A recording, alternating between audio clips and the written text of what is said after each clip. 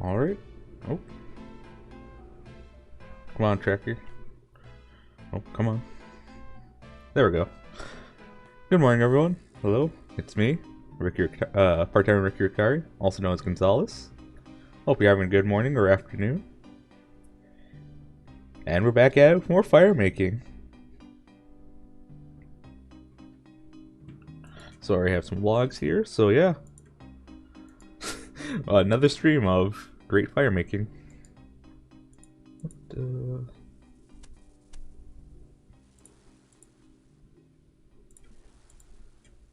So I hope you're all having a good day on this wonderful Friday.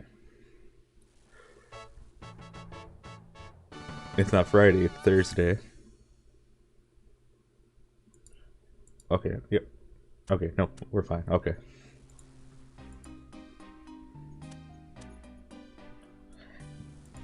Yeah, actually, I didn't have oil. My class this morning was canceled. And so I decided, after doing a bit of my homework for other classes, I'd just take a bit of a quick nap. And now I'm a little, I kind of feel a little more tired than when I woke up earlier today. Well, yeah, it should be all good.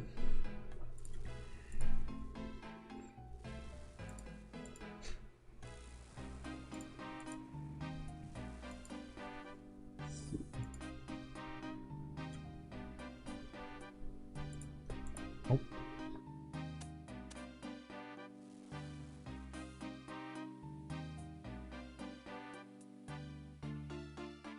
Excuse me, I had to sneeze quickly.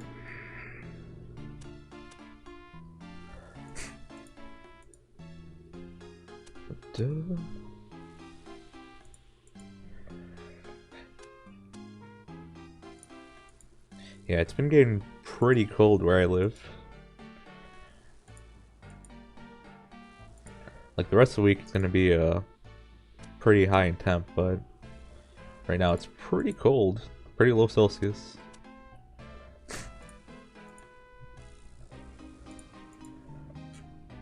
Oh, sweet! Someone's actually using the fire.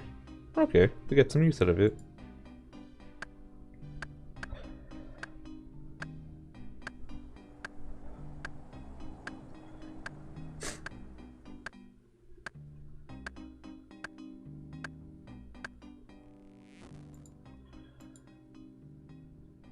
Let's see. Should be all good.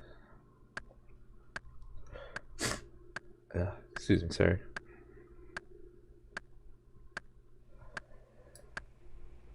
Let's see. 47. Alright. So the plan is today is we're gonna try to get to level 50 fire making. And then after that we might do a few barrows runs. Probably 8? Yeah, 8 would probably be good.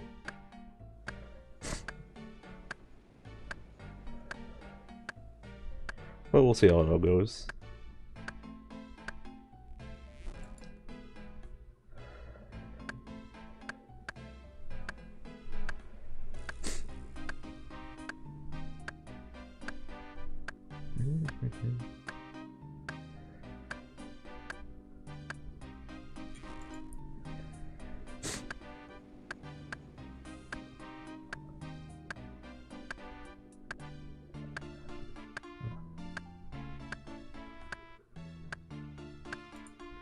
Oh yeah. So last time I streamed, I showed you my stats over here, but I was directly over it, so I apologize for that. I realized that on like on first viewing, I think it would be. So a couple hours after stream, I decided to check back to see if the audio and everything was okay in the stream, and I realized that as I was talking about, oh yeah, these are the stats I have, I was completely covering them up. You can only see like maybe these 3, 4. But yeah, I apologize for that. I didn't realize it at the time. But yeah, these are the stats I'm running with right now. One more.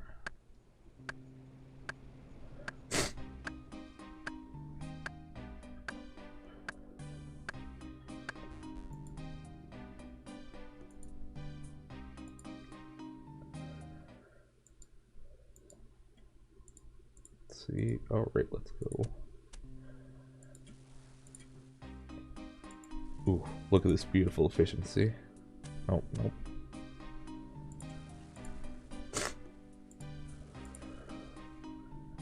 Oh, yes. Nope.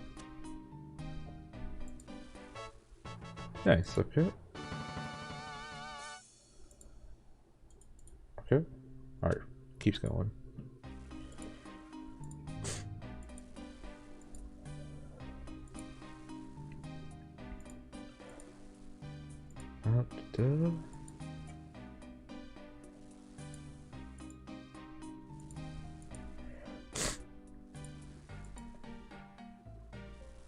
Alright.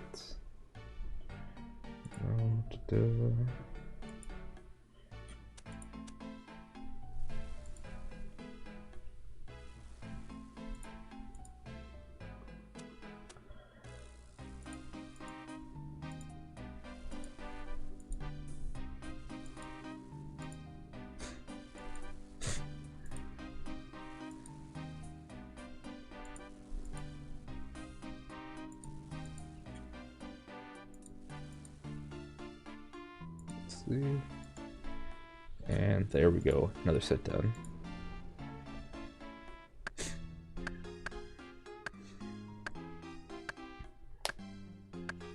Hmm?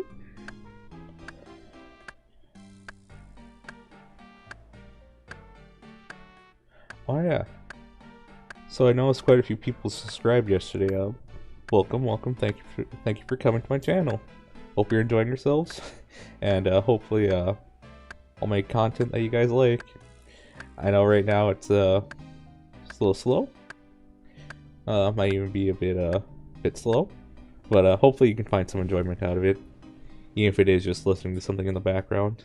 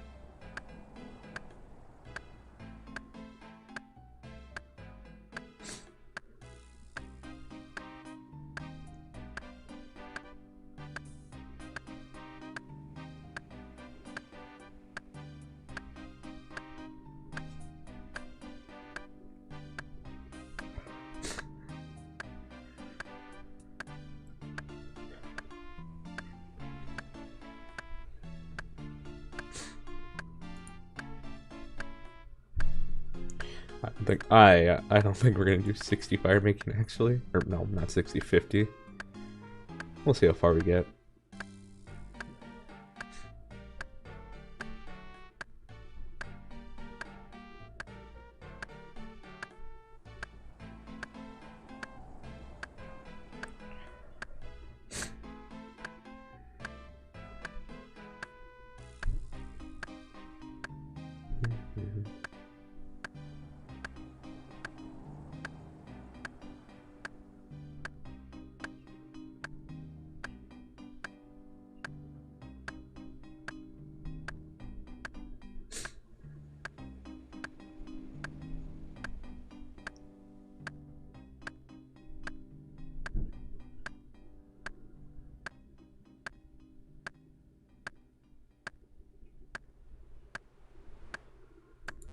Alright, another set.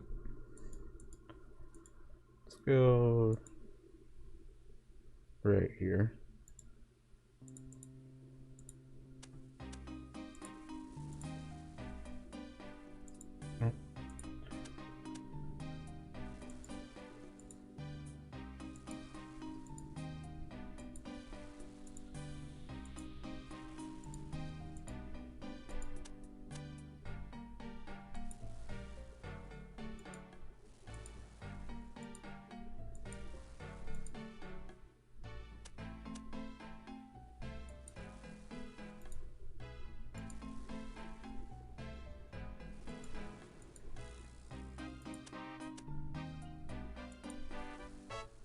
Nice.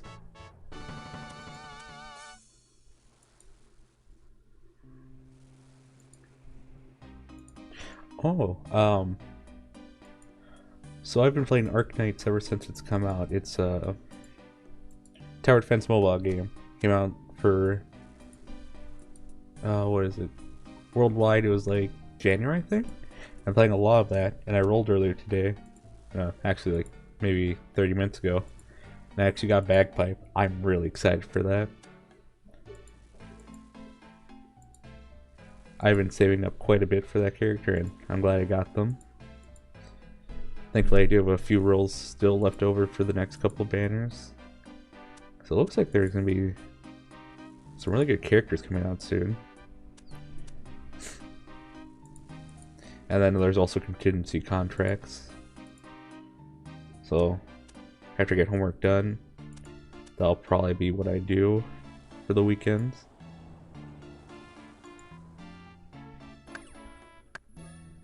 Oh, I guess I can mention this now. So my stream schedule, I could also, I've been saying for a while, oh, I'll get the introduction video out. But I really, really like the idea of that being a meme where it's just like, oh yeah, that'll come out soon. And it just never does. Like, I think it'd be very helpful to have. But because I kept saying like, oh, it'll be out soon, or oh, in a couple days, like, it's just funny to me. The idea of like, oh yeah, it'll come out soon. Never does. And I'll say as I usually do, I'll get on it eventually. It'll come soon. But typically I stream Monday. So I can stream Monday through Friday. But it rotates from Tuesday to Friday to Monday to Thursday, alternating. So 1 week it'll be Monday through Thursday where I can stream, or it goes Tuesday to Friday where I can stream after 11. Oh, sorry, excuse me, sorry.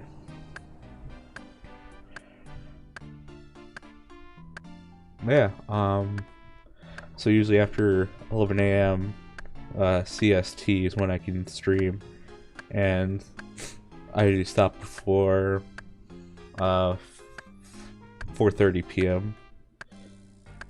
because it usually gets pretty noisy around here, so I usually don't have the opportunity to stream in any other time slots besides that. So Monday through Friday, 11 to like 4:30. That's usually what I can do. But then again, like it's either Monday or Friday I can't stream at all. But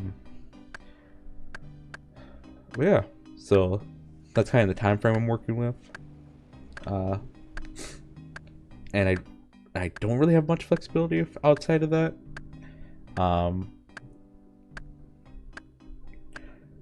Because where I'm situated, a lot of noise can happen after 4:30, and I wouldn't be able to actually stream or anything. Well, I could stream, I just have to have the mic off the whole time, which, I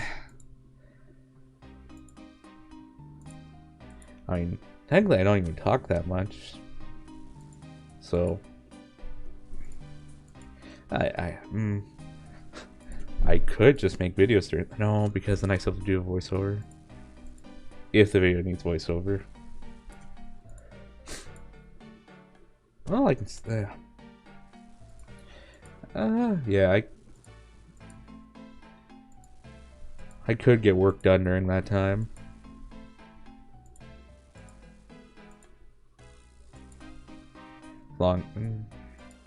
Yeah, just a little tough. But yeah, that's what we're working with, and I really want to stream as much as I can, because starting January, things get to be a little more hectic for me, because that's when I'll start having more college credits that I need to take, and then on top of that, I need to do an internship. Well, with the way things are right now, internships might be hard to come across, especially for the field I want to go into. Well, have signed up for at least. But I think I should still be able to get streams out. But like for the next couple months, Monday through Friday, 11 to 4:30. Those are the times I can stream. After January, it had to be late December when I learn what schedule I could do. And even then, I might not fully know because of how the internship might work. They might not tell me They might not tell me the relevant information until like a week or two beforehand. But at that point, I should be able to move stuff around, and I might be able to start streaming on the weekends.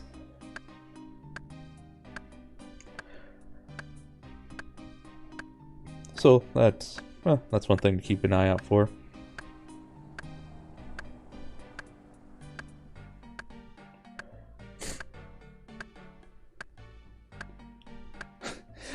Oh, hello. Hello, Rima. And nice living. Thank you. I try to make it as chaotic as possible. Oh, just here doing some fire making. How are you doing today?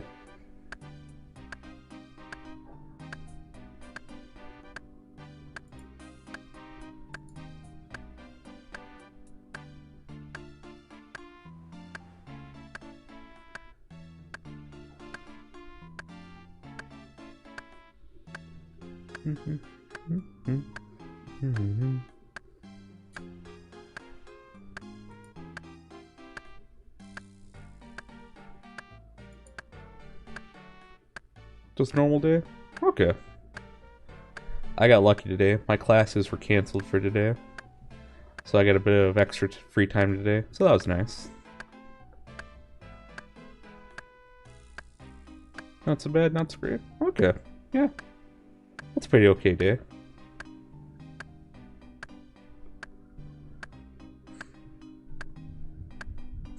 Yep, I went to log into the university's website, and I saw the professor posted that, oh, I'm just not feeling it today.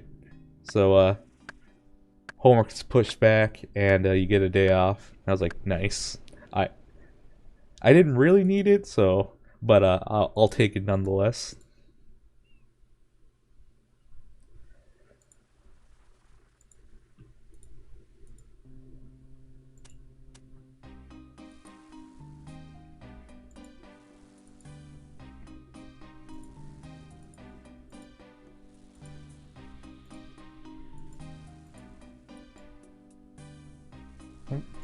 Wrong way.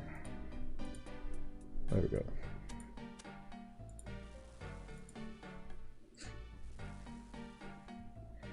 Yeah, I was just talking about how my schedule for the next couple of months is I'm able to stream Monday through Friday from 11 a.m. Central Standard Time to 4:30 p.m. And that every other week I won't be able to stream either Monday or Friday.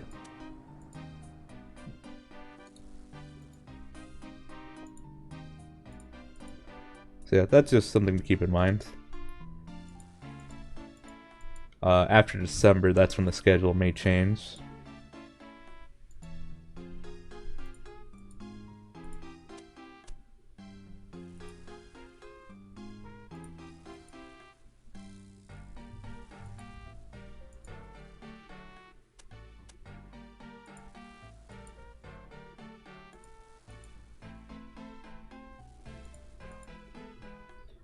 Let's see.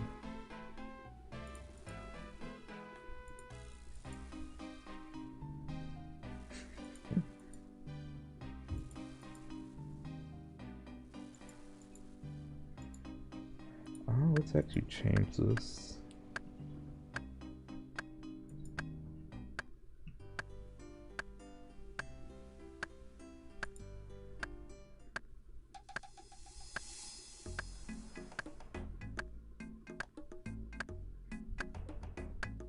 Okay, that's pretty good.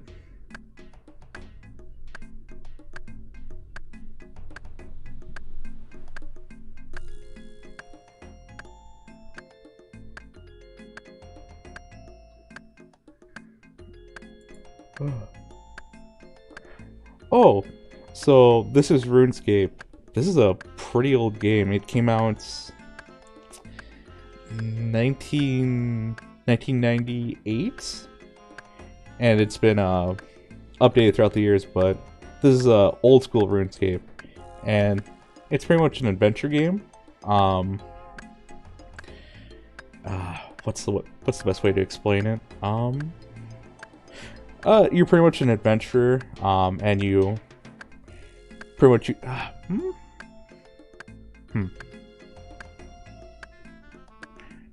that's it.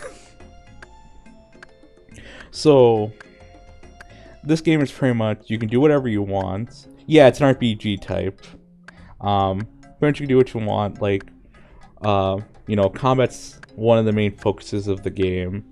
You have attack, strength, defense, archery, prayer, and magic. But also you have like these utility skills. You have like I'm doing right now, wood cutting, and then I'm training also my fire making. And the game doesn't actually force you to do much. It's an MMO, so there's actually other people playing. And right now I'm doing fire making, so I can do another quest, or to get ready to do another quest. And there's actually lots of quests in this game. They all vary how long they take.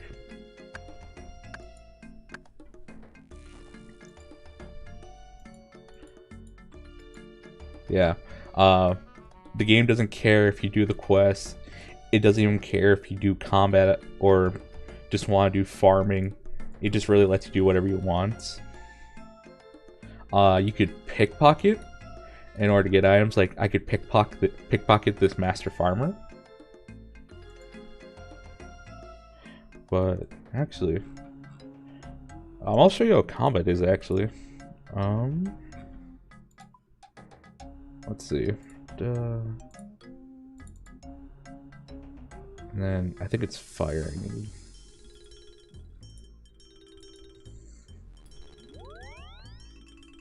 Oh yeah, you can definitely do player killing. So if I were to go right here and go to World Switcher, there's certain worlds that you can see where my mouse is, where it says Wilderness PK. So I'll actually show you.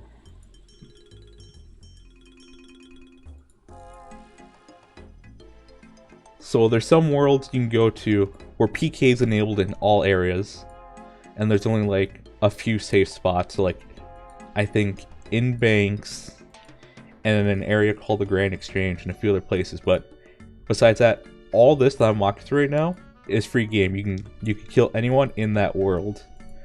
But right now in the world I'm in, you can't do anything. You can't hurt me. You can just like follow or trade with me. So beyond here's the wilderness. And you have this whole section where some pretty important what's it called? Functions and features are. So like over here you have the mage arena, which is pretty important to get some really nice items for your magic skill. But the problem is it's all the way up there. And there is a few ways to get there more quickly. But because people know, you know, that people want to take this shortcut, like this area is a little more perilous to go through. And the other thing is, if they kill you in the wilderness, you pretty much drop all your items besides 3. So people tend to like not bring much, or they tend to be fully stacked with items to do damage or to paralyze you, so they can kill you more easily. And the higher you go, the higher the level of opponents that can attack you. So if I were to cross over, like, let's see, yeah, we'll just go in. It should show up, yeah. Yep, you only get to keep 3 items 4 potentially with a skill from prayer, but some PKers are pretty good about manipulating you to click on them first, so you initiate the fights. And when you initiate the fights, you lose everything. You get a skull on your head that says you're a dangerous person and you're wanting to fight. And because of that, you lose everything that you have on you besides a few untradeable items. And they've even done it where you'll now even lose untradeable items and you'll just get like, what is it? It's either the item becomes broken so you can't use it, and the player who kills you gets like a pretty decent chunk of change in gold. So you have to re-get the item again. So 20 wilderness is usually that mark where, oh, you'll keep your valuable untradeable items. After that, you lose it. And that's also with this thing up here. So 20 wilderness, that increases the combat range. So right now, if some newbie or some level 3 person came up here, I wouldn't be able to attack them. But the higher I go, the range of people that can attack me and that I can attack increases. And it gets to the point where in the wilderness, if I'm at a level 3, I could hit them, I could kill them and get their items if I wanted to. And it's also the thing of where the higher I go, the more easy it becomes for max level players to attack me, because I'm within that range now. If they weren't in that range, they couldn't hurt me.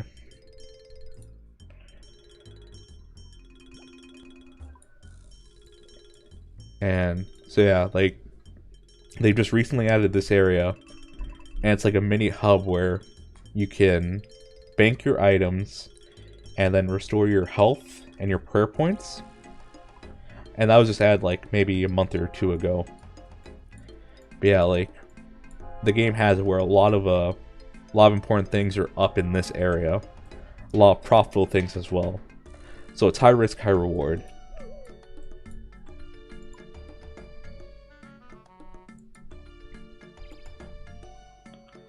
So I go. Yeah, I can technically go this way. So yeah, player fighting in this game is really interesting. There's a lot of learning mechanics that make it really interesting to actually pull off. Gonna take a sip of water real quick.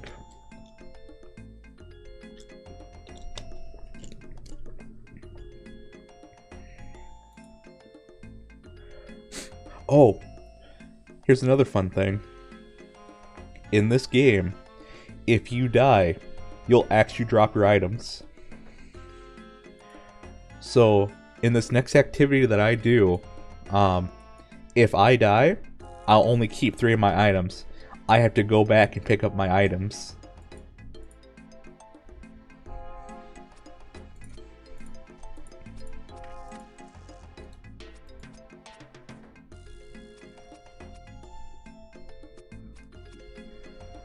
Let's see, what do I need?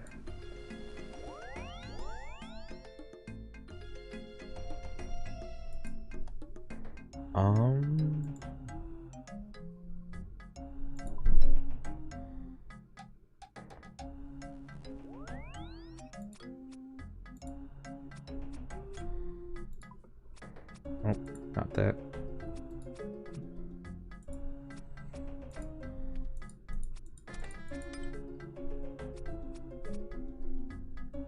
Yep, you have to go fast. They actually, I think they might have changed that recently. Oh yeah, they did change it. So there's now so back in the day, or actually just 2 months ago before that, you had like, I think 10 minutes to get back to the spot where you dropped your items. And if you didn't, it was just gone. That was it.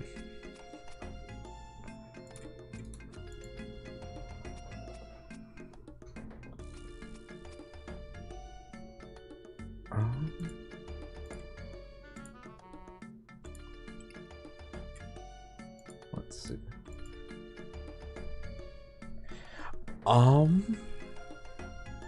Yes. That was so you had 10 minutes. But after a certain amount of time, other people could see your items. I think that's how it worked.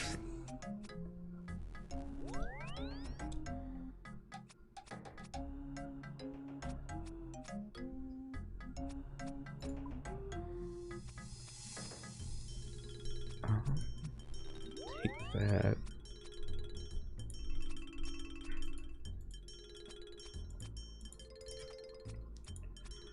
What else do I need?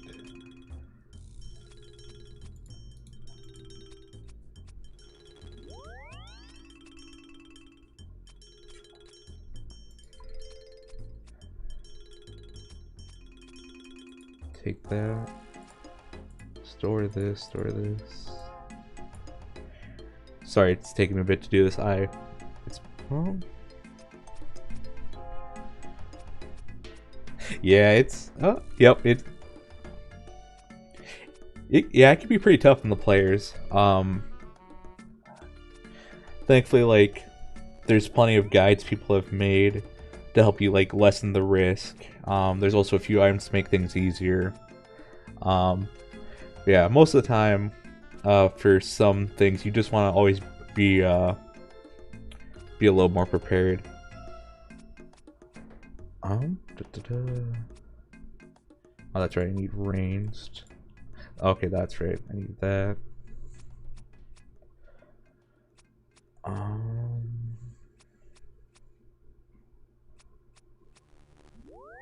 gosh, what was better? So 49, 115. Guess we'll go with that.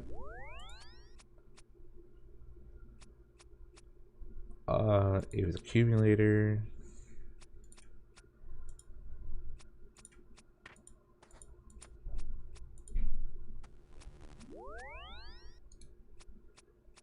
Okay. Necklace.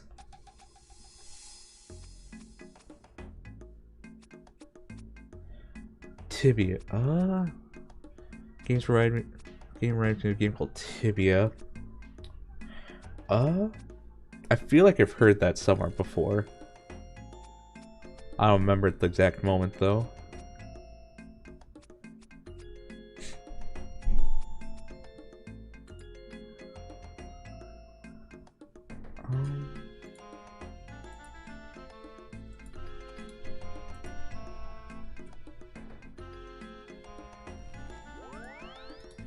Tibia. When did Tibia come out? Do you remember?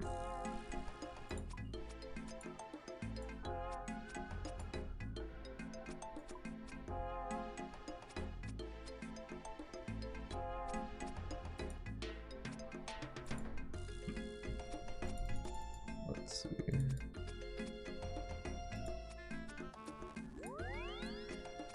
That there. That there. I think I need all this.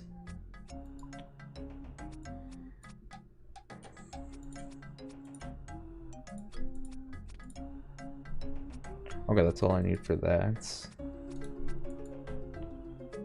Oh, well, I don't know. But I watch someone stream the game. Okay. Yeah, it sounds familiar. I don't remember it either, though.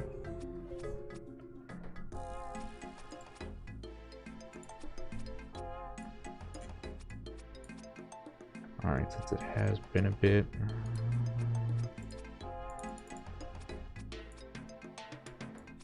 Do some sharks.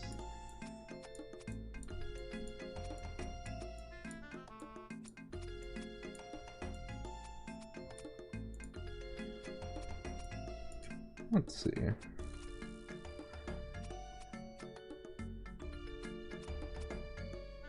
Where is the ranging? There we go. One of those. I'll do 2 of those.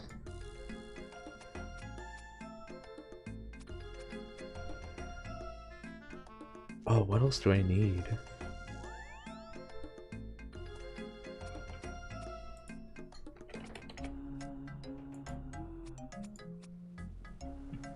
Okay, there's spade. There's arrows.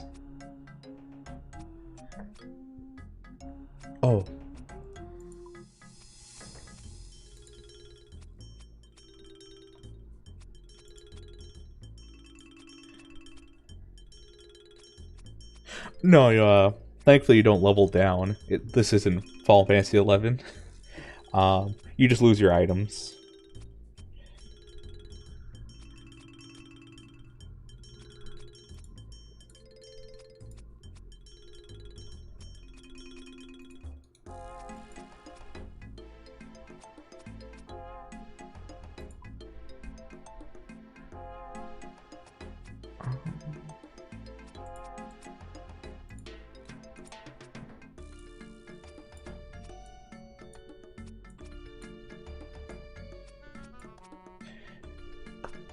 Yeah, so basically when you die, you just lose your items. Then, I think that's about it actually.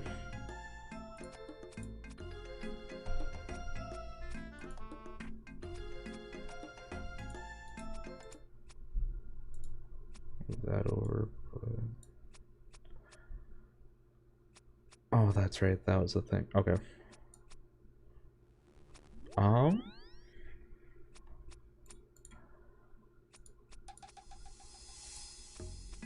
Alright, I think we're all ready to go, actually.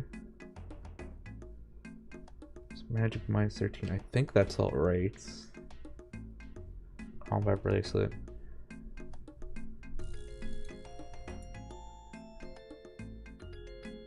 Okay, so... check. Okay, I can do a couple more runs then. Okay, I think we're ready to go then. So this is Barrows. This is a minigame. It's one of the higher level mini games. You can get some pretty good items from it, but it is a little difficult.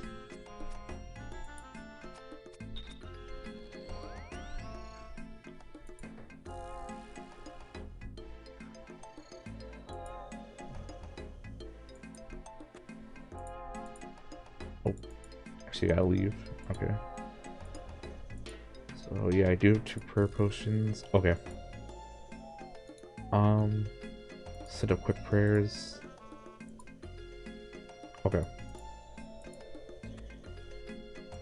Gotta go fast.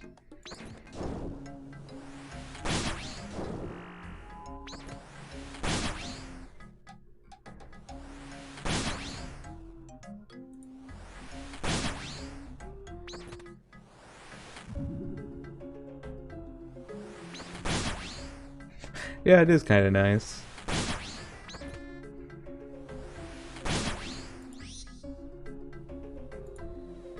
You know, like a lot of people really like this game. Like, it came out in 1998, I think, and then a lot of people picked it up 2002 through like 2008, and they really fell in love with the game. And oh, where do I go? Oh, yeah, I think it's right here. And they made an update to the game that was going to change it a lot. It was essentially going to become a completely different game. And a lot of people were petitioning the developers to make a backup server, which is what I'm playing right now. And I think for a year or two, you know, they're like, hey, do we want to do this? Do we not want to do this? And thankfully, eventually, they gave us the 2007 edition, so this is technically RuneScape 2. Let's see.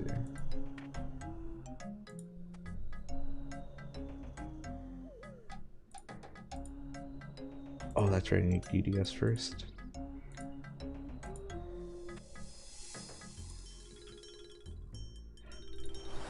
Oh, that's not good. Alright.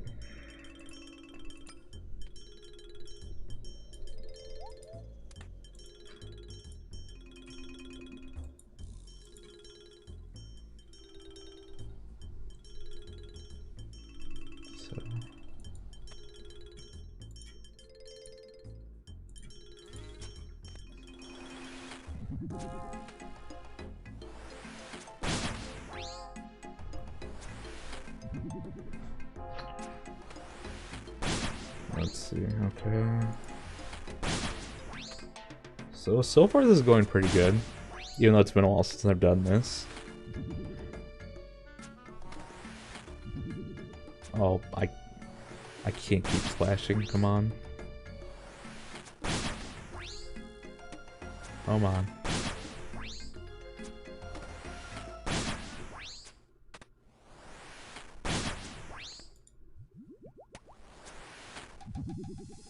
on, I can't keep eating zeros.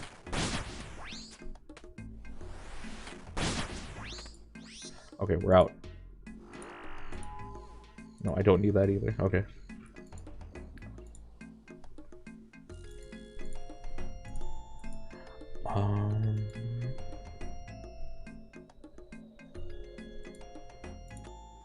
I might as well frame it on this one.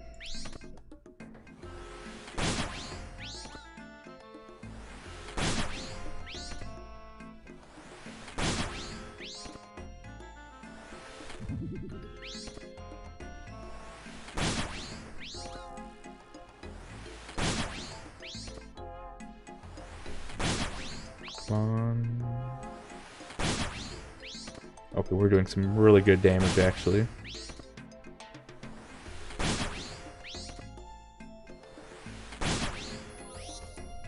Alright, we're out.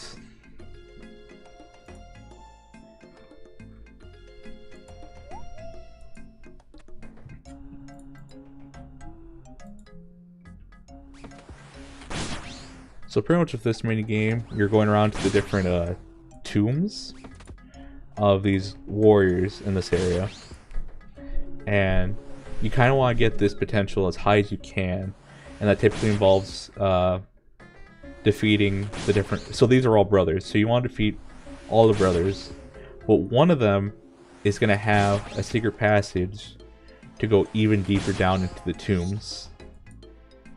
So you can see right here, I have 2 left.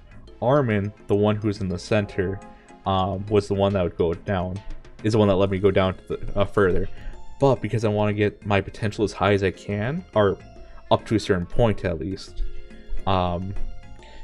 it's typically recommended to defeat all the brothers that are not that don't have the secret passage.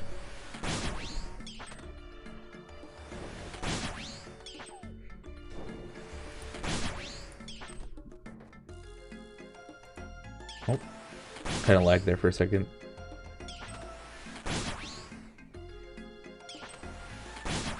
This is the one game where lag really scares me, because I can't die. Alright, so put on these 2. Alright, go down. Alright, so you found a hidden tunnel. Do you want to enter? Yep, I'm fearless. And now we just have to navigate to the center. So a way to help out with that is to go as close as you can. Okay. Don't have guild? No. Yeah, there's no guild in this game, I think. Pretty sure there isn't.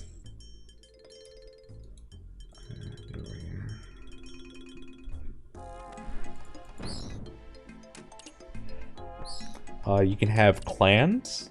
So there's a thing called clans, which are pretty much like guilds. And they have their own little chat functionality, and you can also do, I think, some content with them. I've personally never gone to clans, so I don't know exactly what they can or can't do. But I know that sometimes clans will have all-out warfare in the wilderness, and it's really hectic. Like, you just see a whole bunch of players grouped around against each other, and like they're all casting like some spells that can do some AoE damage, freeze.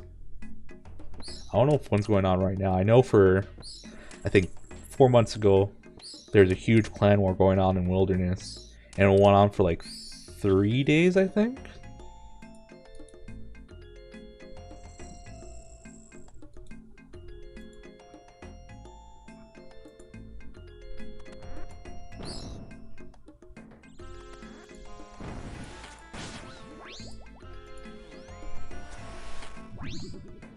Okay, rain potion, come on.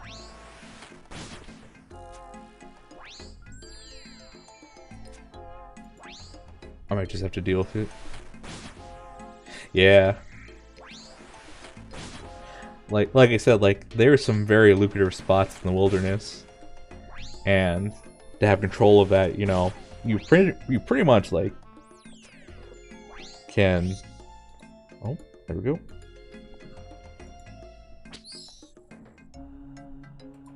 take that.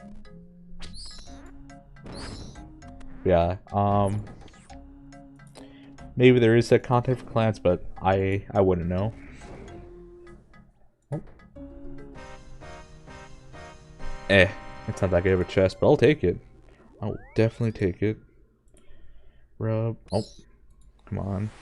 Nope, nope, don't do that.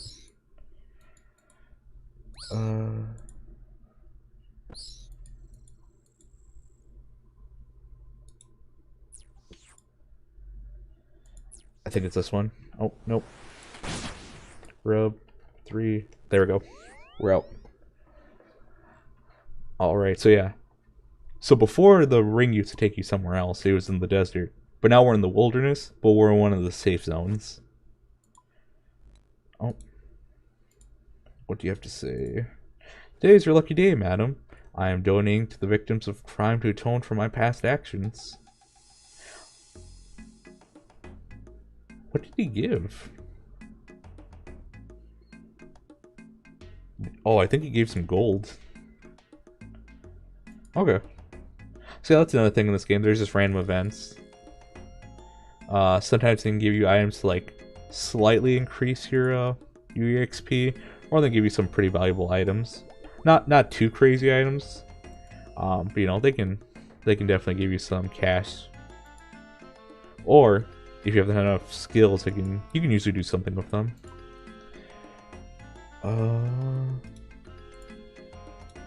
Deposit all this. Deposit all this.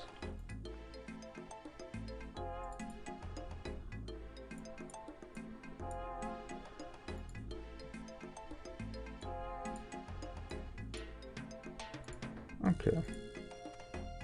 Red chaps. Okay. And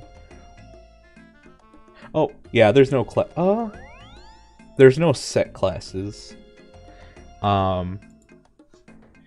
People have made different builds. Oh.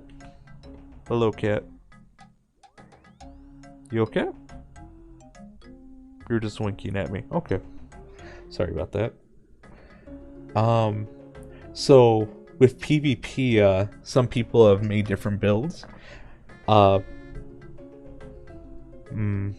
basically, one of the more popular PvP builds is a 1 defense pure. So they're allowed to level up whatever skills they want, but they set a personal handicap on themselves so that they only have one defense. That's their level in defense. They don't want to touch it. They can touch it, they don't want to. And this usually makes it so PvP goes a lot faster. Because in this game, you're essentially running off a dice roll. And more often than not, you'll hit zeros. So in order to make PvP a little more fast, a little more engaging, people do this 1 defense pure. And then there's also different types of pures. Like, there's some builds that won't even touch the melee stats at all, and it'll just go ranged and magic. So yeah. Basically no classes, but you can build into different things and make it unique. Though, I guess most people call it their main accounts. Most people have a main account where they want to max out everything. But for PvP, they'll try to do something more unique or special.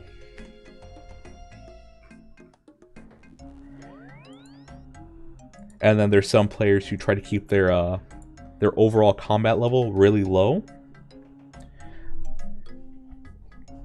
And that pretty much makes it so that they're in it's like a different bracket, almost, of who you can fight.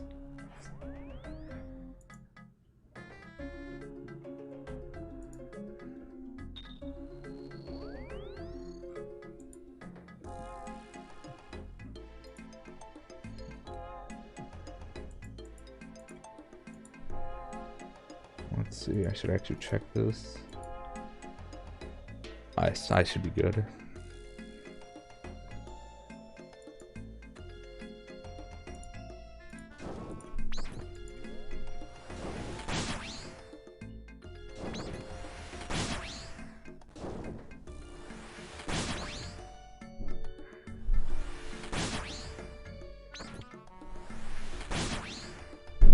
Come on, baby.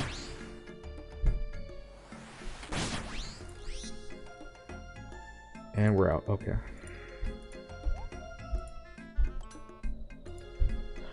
Oh, I can actually keep that on. Okay.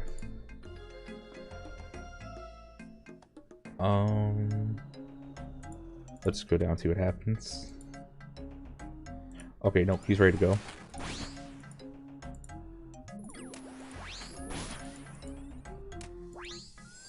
Just gotta spam this. So right now, what I play besides this is Darkest Dungeon, the Dark Souls games, so 1, 3, I don't, and also technically 2. Fallout.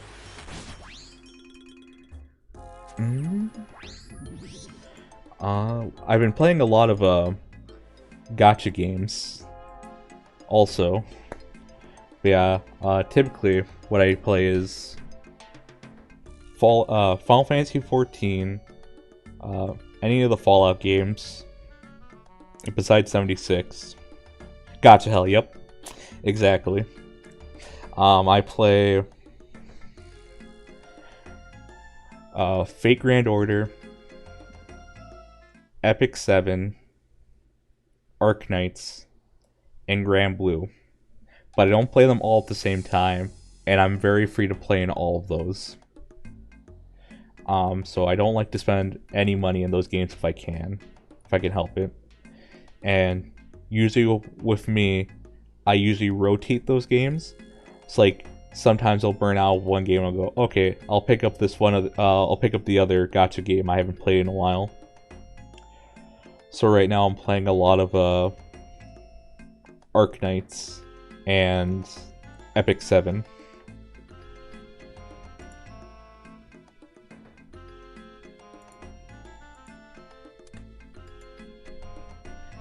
And actually, today, I actually pulled a bagpipe in Arknights, so I'm very happy about that.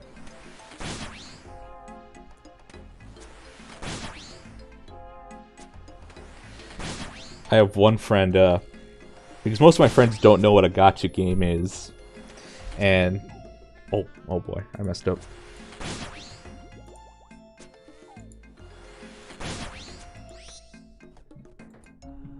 Yeah, most of my friends don't know what a gacha game is, and then I mentioned, like, oh, have you heard of a Fate Grand Order? And he goes, yes, and I don't like it. And I go, oh, why not? Because it's gacha. And I was like, very good.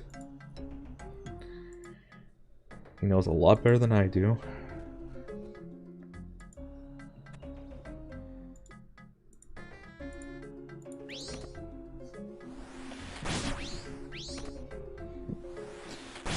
Yeah, with those 4 games in particular, I'm really glad that, like, besides Fate Grand Order, they do have a lot of content you can just do. And it's pretty good. Like with Fate Grand Order, like, there's not too much to do actually. I feel like there's not enough like activities you can do. But like in Grand Blue Fantasy and Epic 7, like you have different types of content you can do if you want, and earn some pretty okay equipment from or characters. Epic 7 has not Epic 7. Grand Blue Fantasy has like a whole bunch of raids, so you can get different equipments, and that one, they're pretty good about giving you options in case you don't want to do pay to play. It's just pretty much pulling you. I feel Grand Blue Fantasy is one of the most generous games. Like, I think at least 2 to 3 times a year, they give players like 100 rolls or like 300 rolls sometimes for free, and it's just amazing.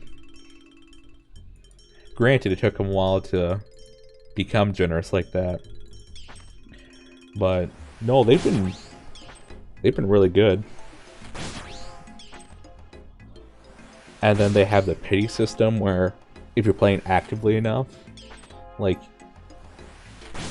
yeah, generous. Yep. Like, I think twice a year, if you're constantly playing, you're able to do 300 pulls, which, if you do that during a banner, you're allowed to pick whatever character you want from the banner.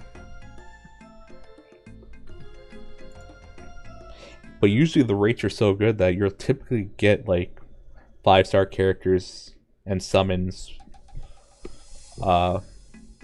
pretty decently. And then they do have, like, the surprise tickets where you get a free 10-draw ticket. Well, not really free, you have to pay for it. But you get a free, you get a 10-draw ticket with it. And then you get a coupon where anyone in the surprise ticket pool, which is a lot, like, it's almost all the characters besides the limited ones, and then any characters that's been released in the last month or two, and you can pick whatever character you want. You can even pick summons, or you can just pick, like, some of the more rare weapons if you wanted to.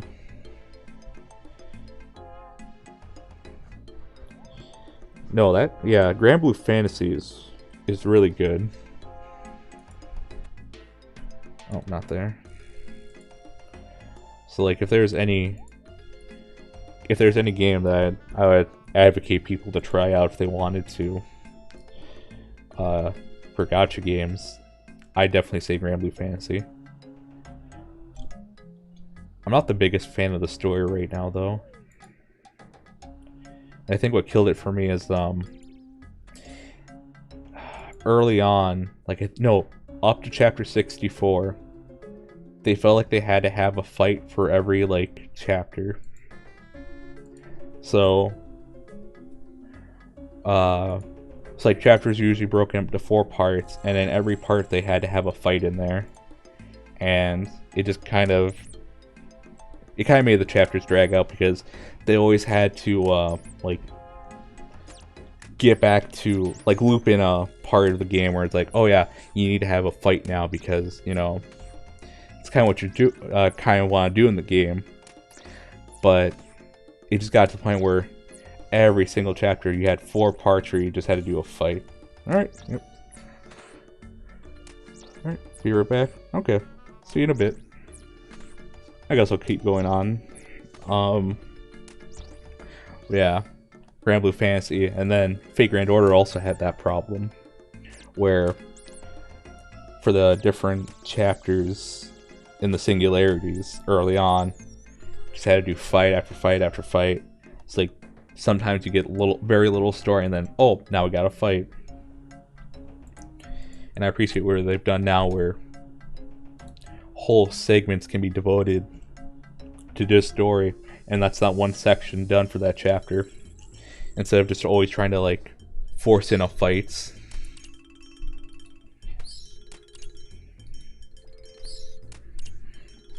And then Epic Sevens is pretty good.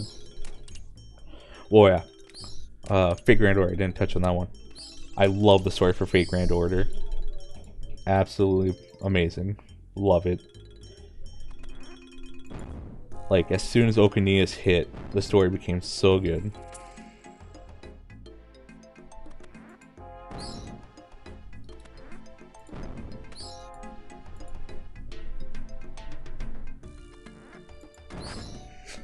Too bad there's...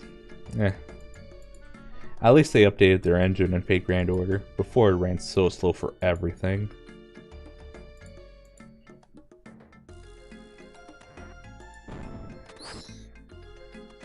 But now it actually runs smoothly on most devices.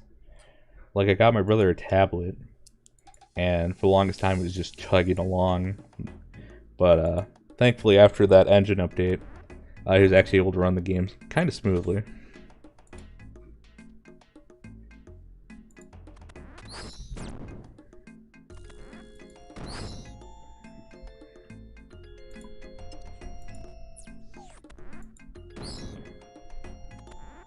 Why does this feel easier than before? I'm barely using any food.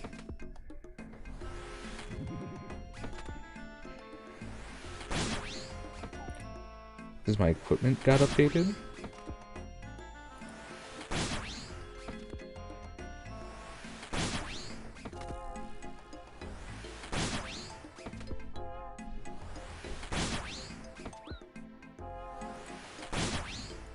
Nice, okay. And...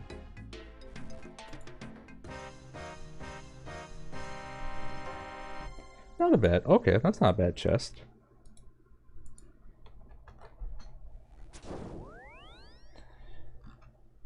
I need to check up quickly how...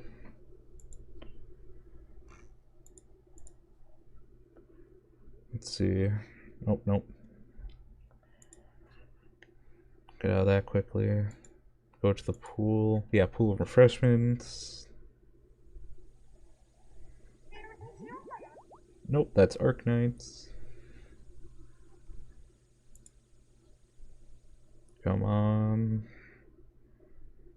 Okay, here we go. Nope.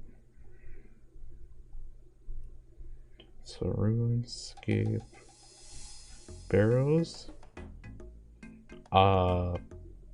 Chest potential.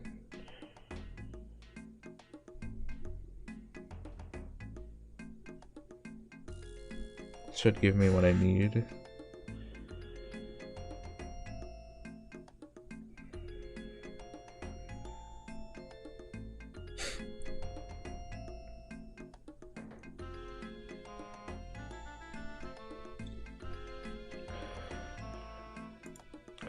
Come on, baby. Show me what I want.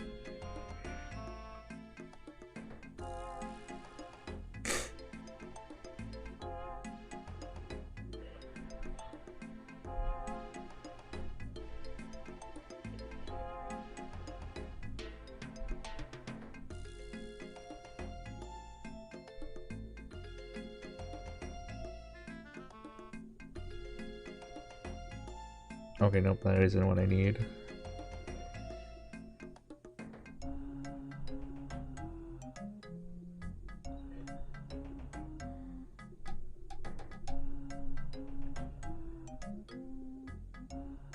Okay, 88% is what I want. Alright.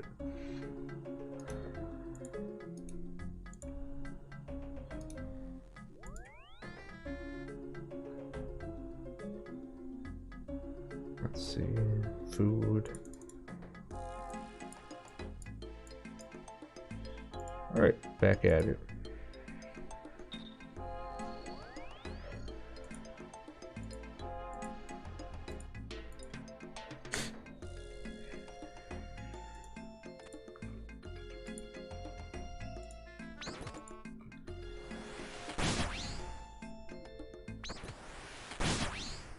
Oh. Alright, as long as we don't do another timeout. Come on, baby. Okay. 16 seconds. Come on. Come on.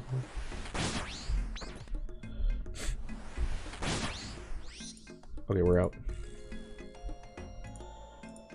Air rim. Just a spade.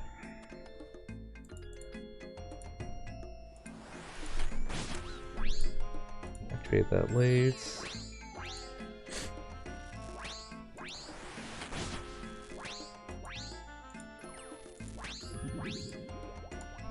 Alright. Ooh, nice. Okay. Whoa. Oh, no, no, wait. That's right, that's right.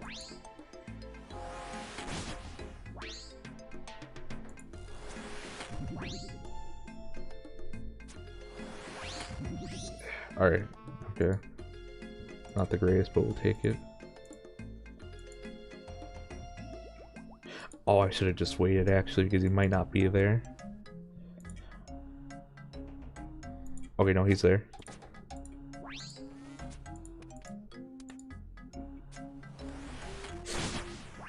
Okay, this is fine. Just need him to go down quickly.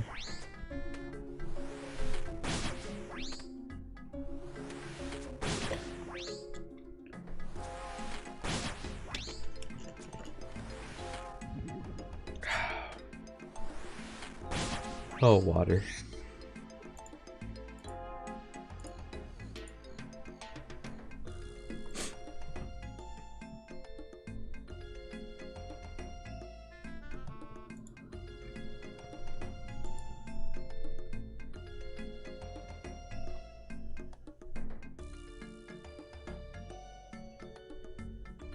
Let's see.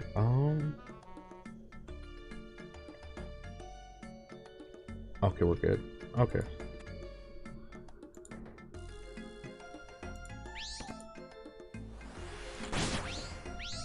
Oh boy.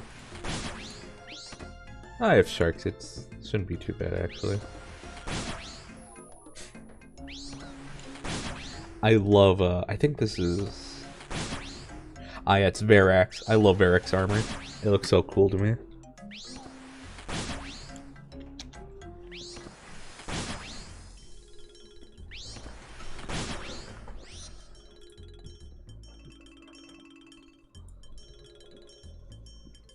Oh, we'll eat another shark.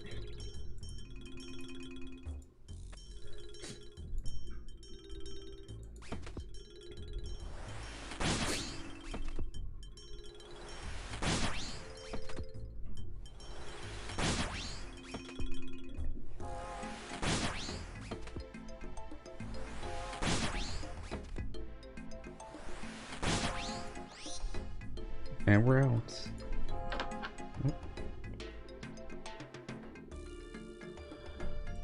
Oh, okay, so it's Gothics, or Guthins.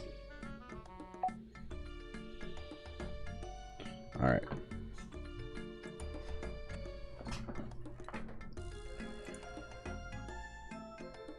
To center, yes, I'm fearless. Let's put on the knife, or the dagger, actually.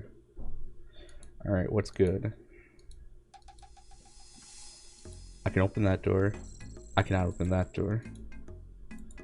Okay.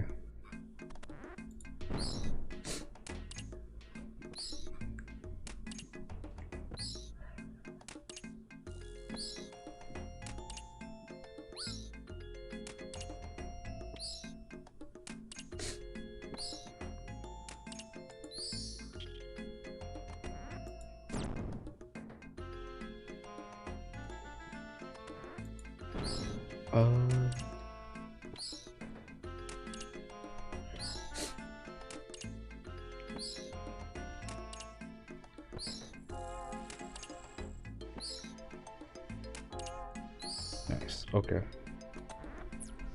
So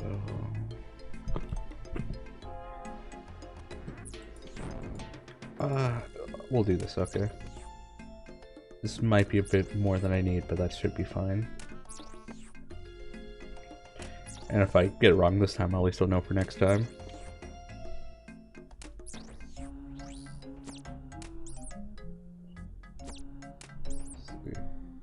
Yeah, sometimes they have traps. Mainly it's just either the monster spawns or one of the brothers spawns.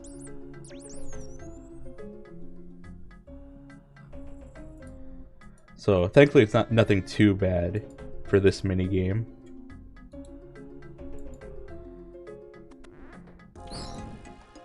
Keep going.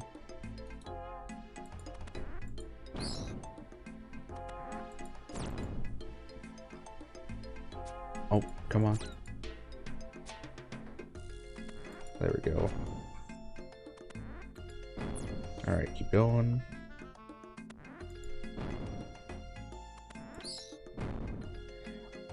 It's Guthins, so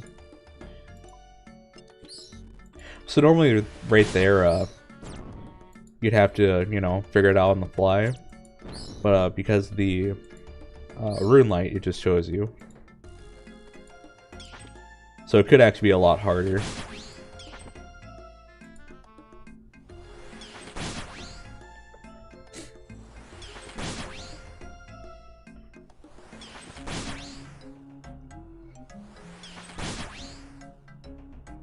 Alright, not too bad of a run. I don't need to heal. He's already down. 90. Okay, so that's what we didn't want. Okay.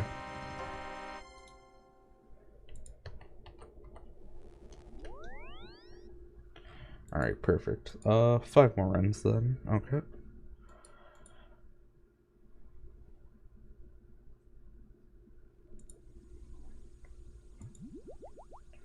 I guess bolt racks are fine to have.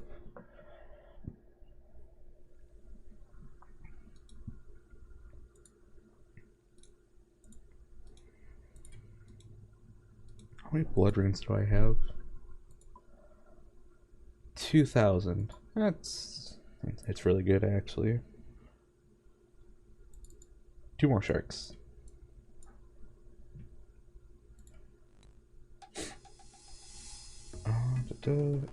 And we're gonna head out.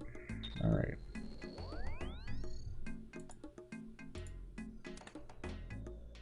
Yeah, decrease my magic. Okay.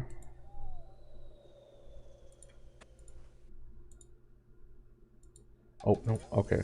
Oh, that's bad, actually. That's not good. He's the one down there. Okay, we can work with this. No, we can't.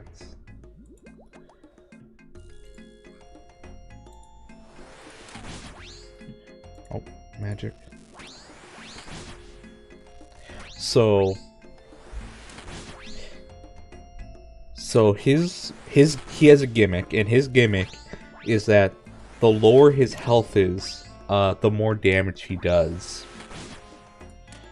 And it's not a problem because it's typically not a problem because of these 3 prayers right here.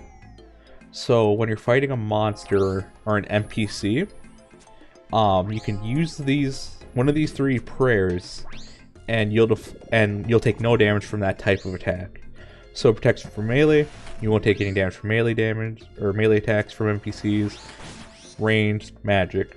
So yeah, and the reason why it's a problem, or it can be a problem if he's down there, is because if I use up all my prayer potions before I get down there, and I run out of prayer points before I can kill him, he could do potentially, I think, like 68 damage, which is most of my health, and kill me right there.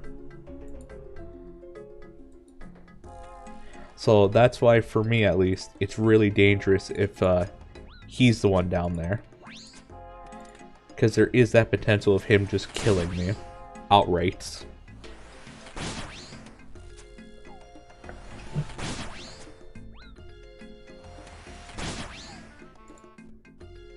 Yep.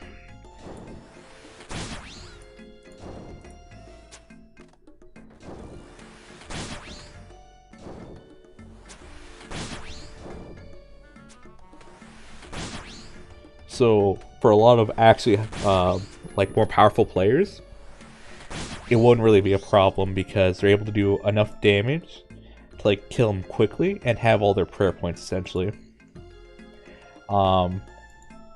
So thankfully right now, I was able to do this one, Aram, and what's this one? And Carol. These 2 are like the other 2 dangerous ones, but like they're nowhere near as dangerous as this one if you don't have prayer.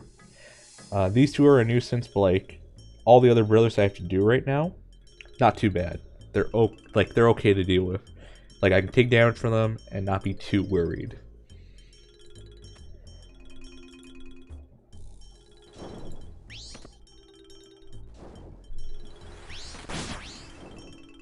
But again, like I said, I have 2 sips of my prayer potions, so that'll be hopefully more than enough to take on Darok.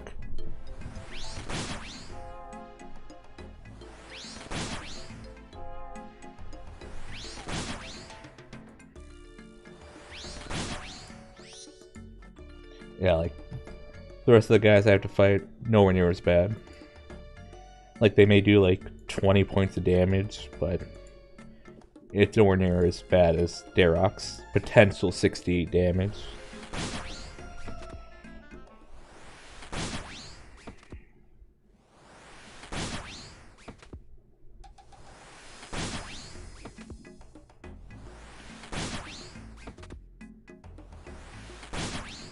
Perfect.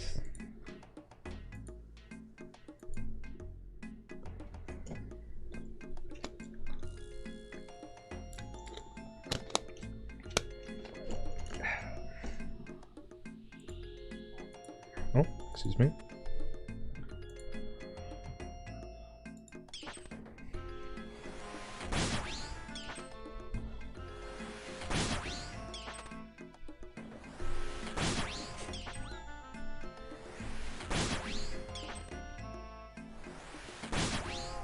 Oh, okay, okay. So we go down into the cavern. I'm gonna show you something. And I don't know if it actually, I don't know if it still works, but I know it works for a while. I've never done it before, but I know other people have, and that it was a tip that they give sometimes. Alright, there's a ladder here. So, as I've been doing runs, I've been spawned in different corners. So I've been in this corner, that corner, there's one up there and one up there.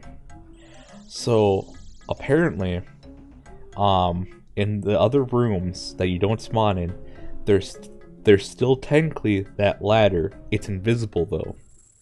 So if you were to go against one of the melee brothers, you just kind of have to figure out where and if they spawn in one of the corners, of course, you could use the ladder, the invisible ladder, to have some space against them and use your magic or your range to kill them. And they won't be able to do anything because it couldn't get to you, because technically that ladder is still there.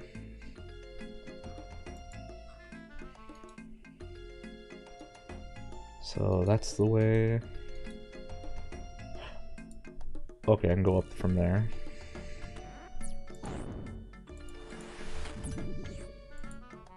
I'm gonna see if I can do it with a monster up ahead. Or better yet, if if Derek spawns.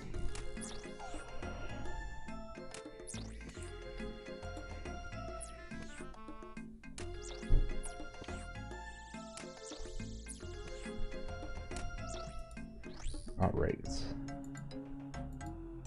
Let's see if I can get that position right.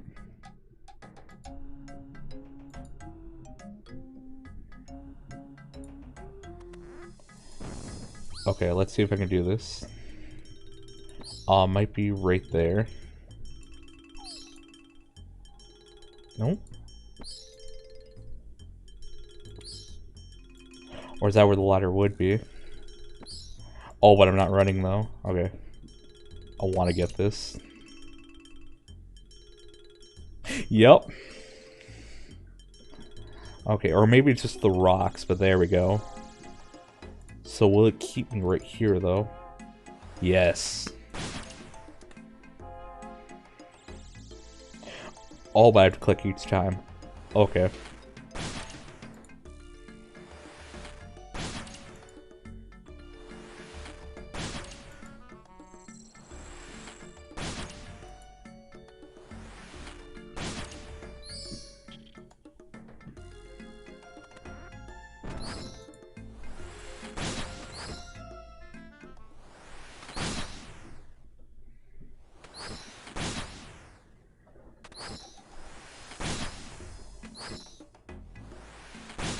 Oh yeah, okay.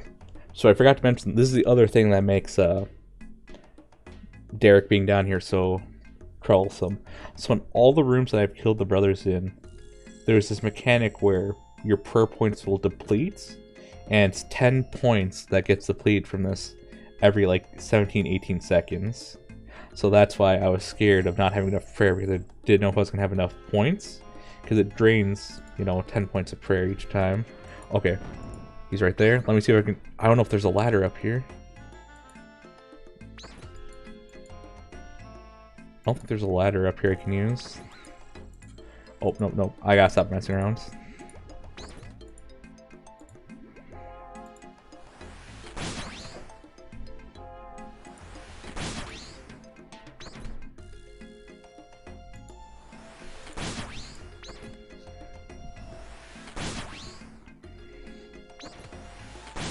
Okay, yeah, this is getting to be a little scary right now, actually. I'm not killing him fast enough. No, I should be fine. I'm fine. I'm fine.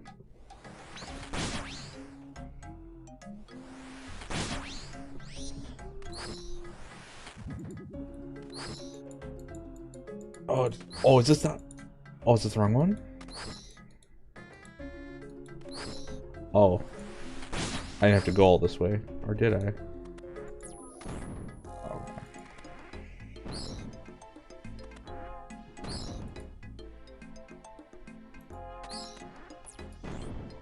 The brothers are NPCs. So that right there, so these two are players right here. They're actual players of the game. Those like purple-ish pink dudes, they're NPCs.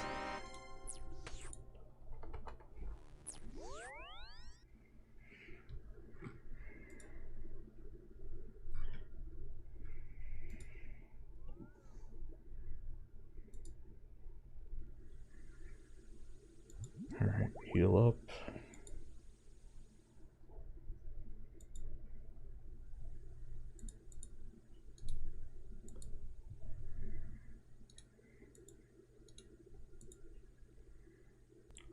Another prayer potion. I actually only need one unless, well, even then, I'm fine if I have a full one. Down. Alright, out of sharks. That's fine. We got potatoes with cheeses. With cheese.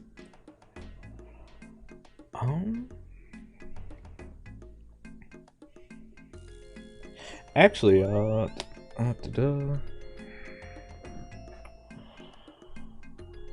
lobster.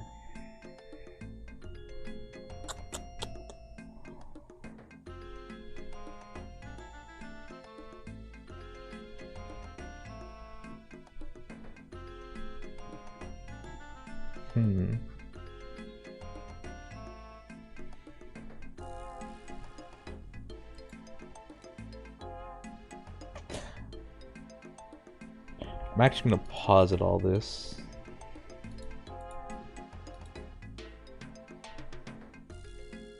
Or do I?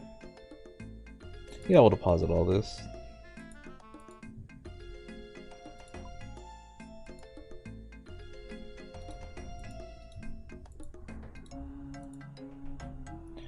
Go back here.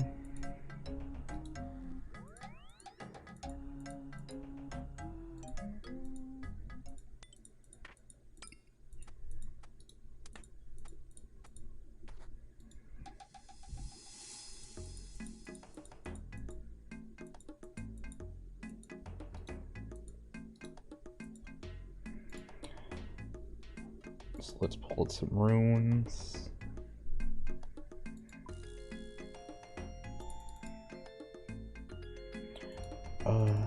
No, I don't need that. I need 3 of these.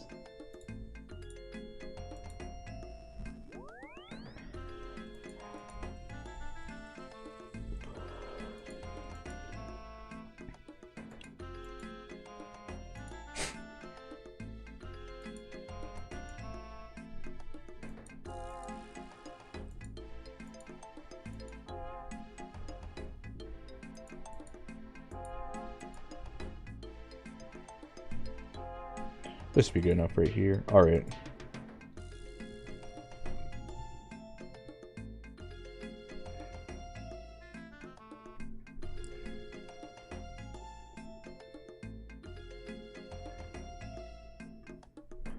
Pest control, no.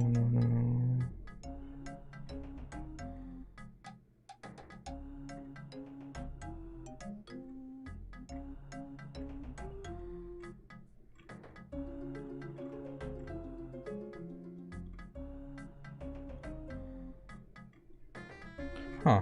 I can't find it for some reason.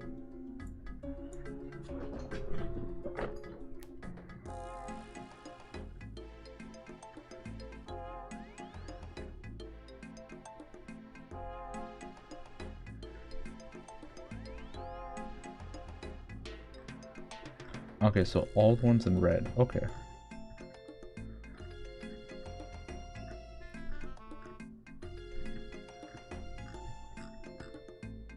So I'll go back up one more time. Sorry for wasting time like this, but I actually want to show off one thing. Oh, we'll go. Yes.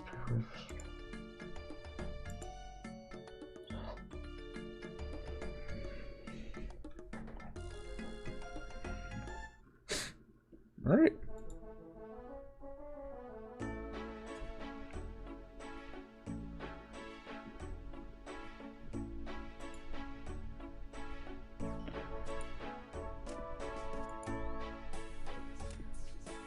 So yeah, here's world is dedicated to PvP, and I'm in a safe zone.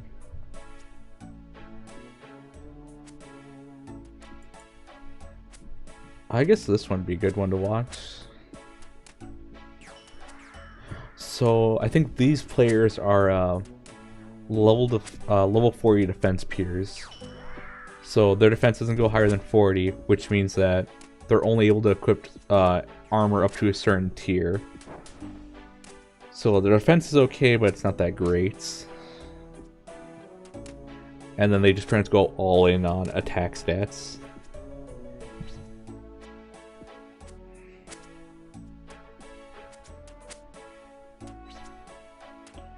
$41, nice.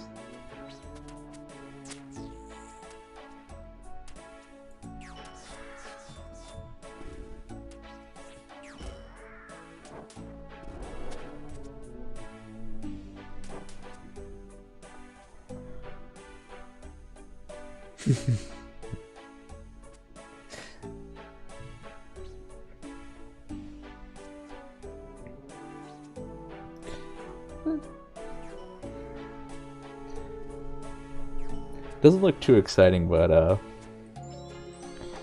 if you were to look up RuneScape PvP videos, it gets pretty intensive of the amount of things they have to manage in their inventory and their prayers. So yeah, doesn't look too exciting just from afar, but it's pretty intense what they have to. Oh, I don't think intense is the right word, but it's pretty entertaining to see how many things they have to manage in order just to hit decent amounts of damage to an opponent.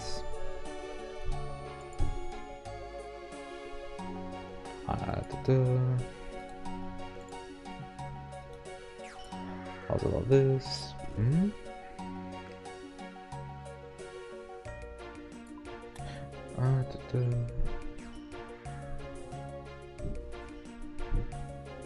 Use your imagination. The fight's like in an anime. Yep.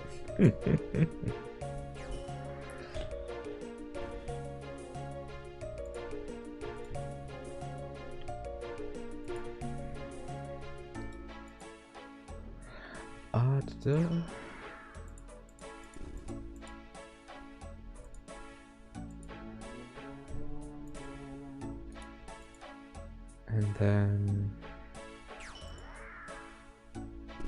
put on that.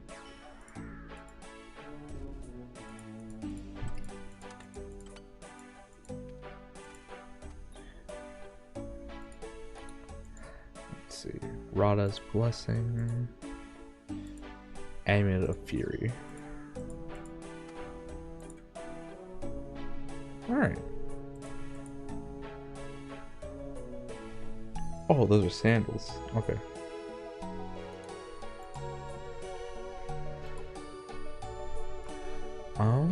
Let's see.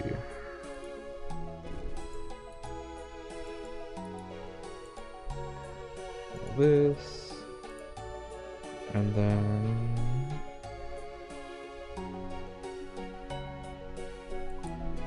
we're gonna go to Spain.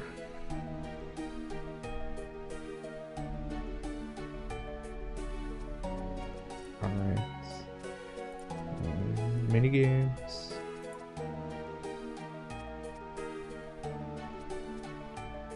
Press control.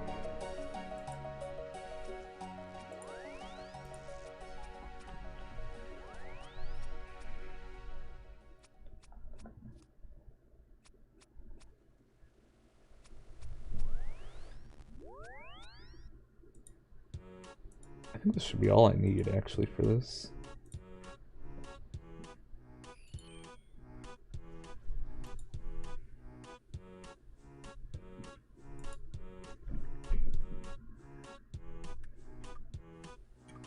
Right. Yeah, I'll do this. All right.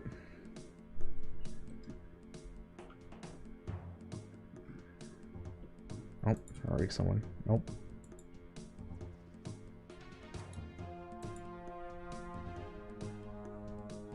Oh wow, people are actually on point this time.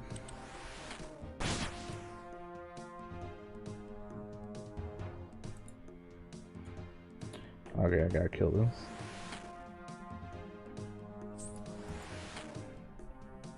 Oh. What the? Close the door.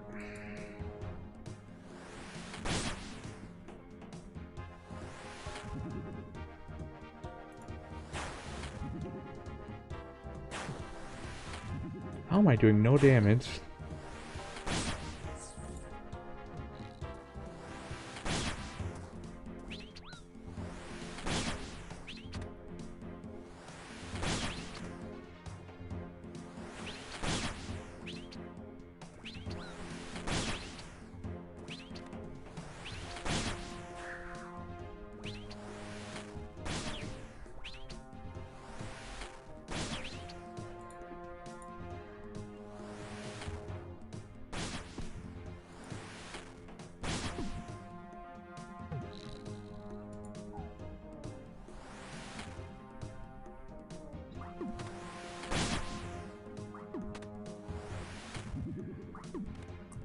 See.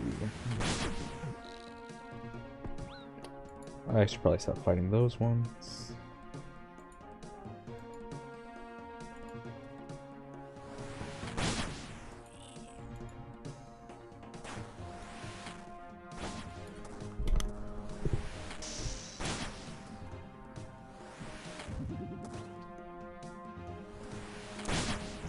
Nice. To the west.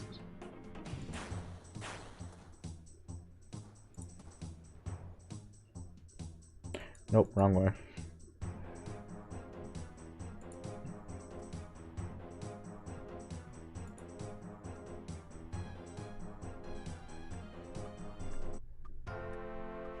Oh, work at my place, sorry, 2 AM, I gotta go. Good luck in your stream. Thank you very much, Rima. Thank you for coming by. Have a good night's sleep.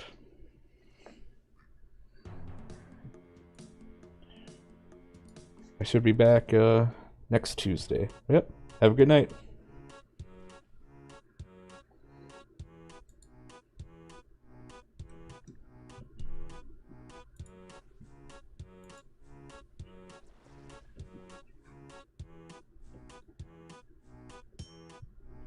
Oh, it's wood cutting. Okay.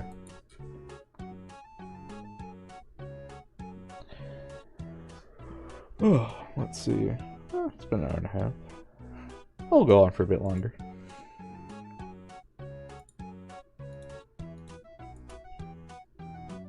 Oh, 767 charges left.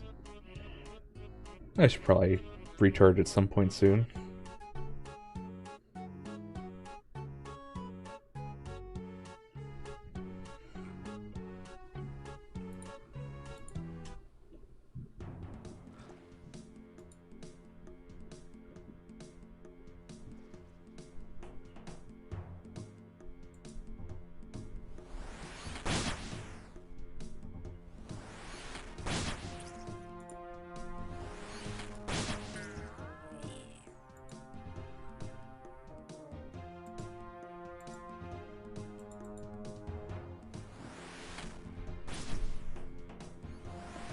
I am really laggy.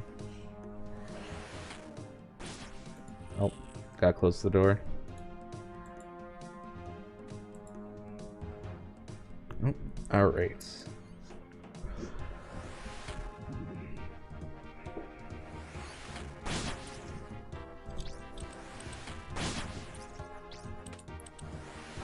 Oh, what is that?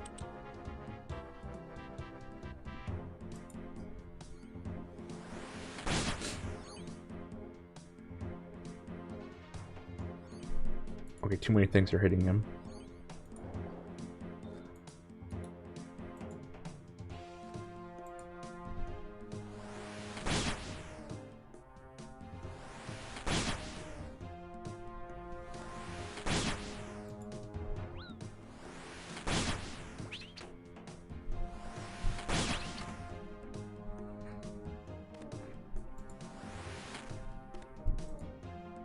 This has been a really fun stream.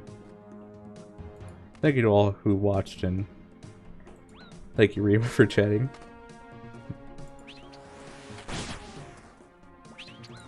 You know, like I thought literally this stream was gonna be Like, mostly, you know, fire making. But no, like we did Barrow's Run, and it was really fun. Also got to try out that little mechanic earlier, so that was nice.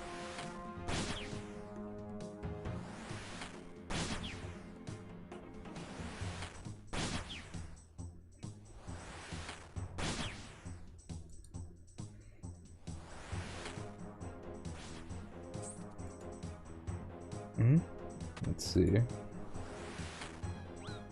Oh, it's alright if I die. I do this res. One of the safe mini games, thankfully.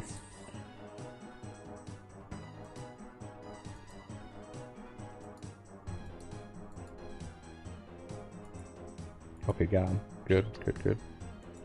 And west is this way because north is down this way.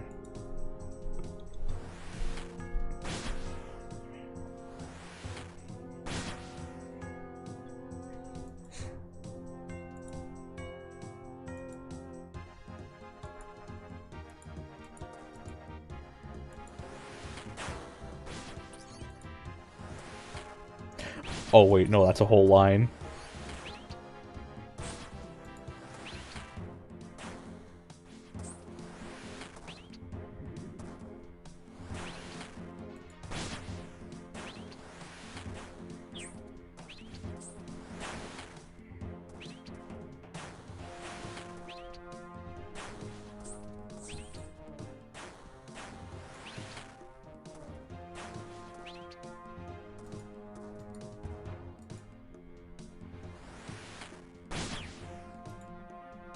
Alright, nice. Cleaned up real good there. Oh, spinner. There's a spinner.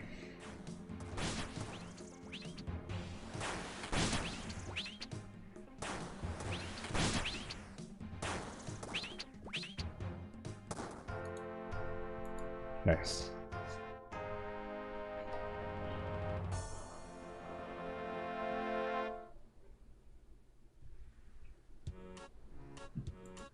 Oh, the music's wrong. Oh, no, it'll change now.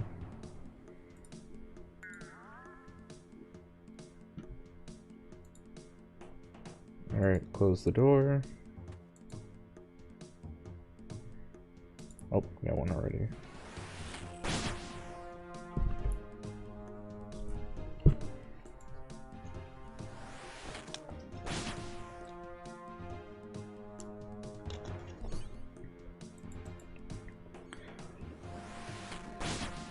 Close the door. I'm just gonna be on door duty.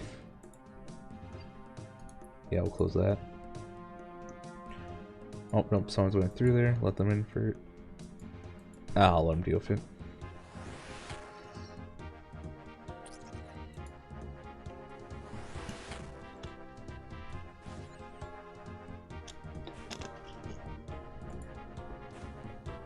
I technically don't need to be doing pest control anymore. Oh no, I need points still. That's right. Yeah, to upgrade. Oh boy, hold on. Nope, take care of this one.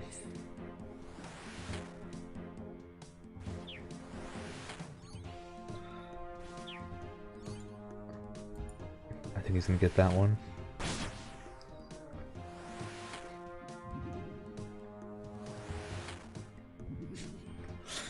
I saw a tweet yesterday. It was what was it? Someone saying how they got some really expensive PC parts, and all of it was to run Minecraft. No, they started off saying like CPU and CPU cooler. Excuse me, sorry. To run Minecraft, and they talked about their graphics cards just to run some shaders. I'll always love the joke of like getting extremely you know, new, like extremely expensive parts just to run some like really basic games. A classic one's always, can it run Minesweeper though?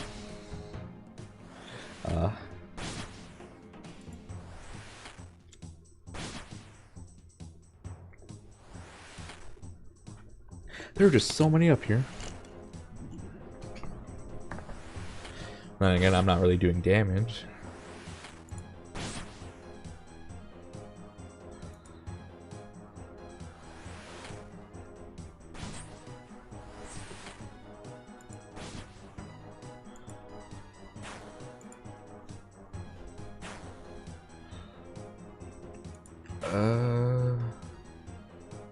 Southwest. I should probably just head down then.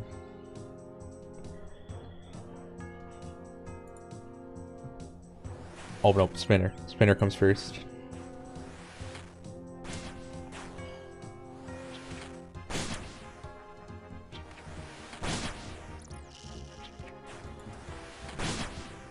Nice.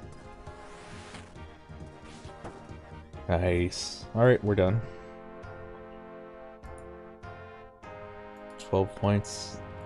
Forget how much I actually need for the upgrades. I'll look it up later. Oh, he got the whole obsidian set.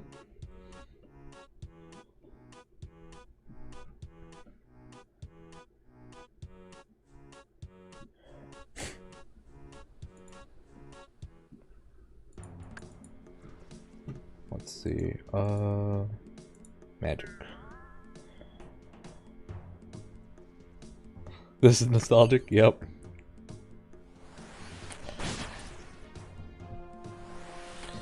RuneScape 2007 edition.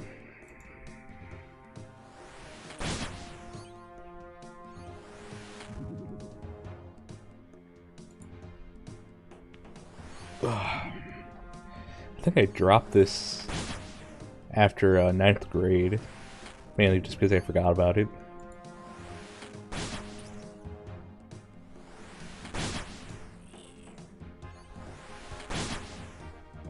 How are you doing today?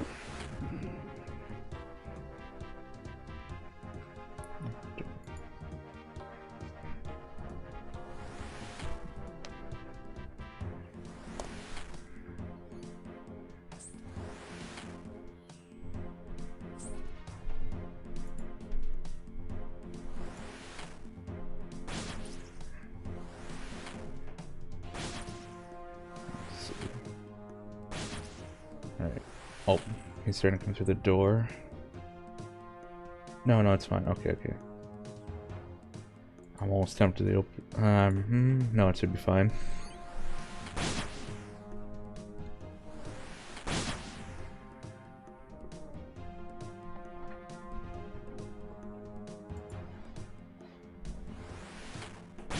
Okay. I'm doing pretty good. My teacher canceled classes today, so that was a really nice surprise. So I got in some extra sleep and I did some homework.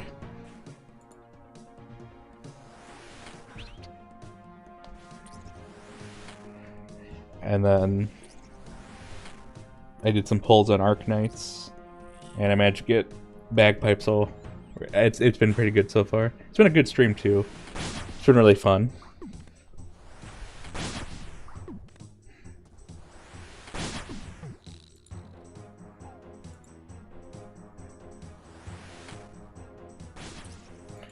Oh, get rid of him. Nope.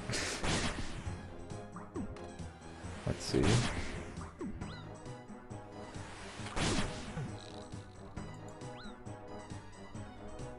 Okay, yeah, we need... Oh, okay, that's a big line.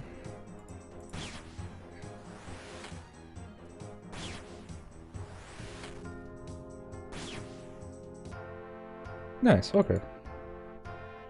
How many charges do I have left? 6. Oh, that's more than fine. Okay.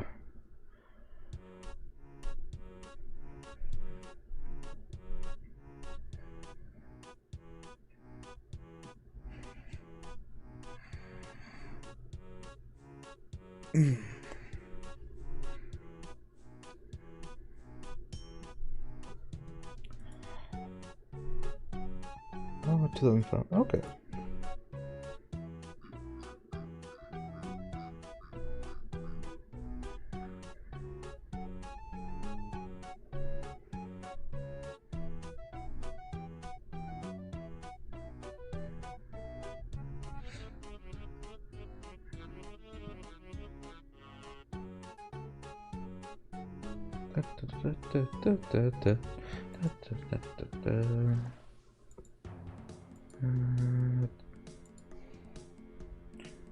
Let's see. All good so far. Don't forget to close the doors.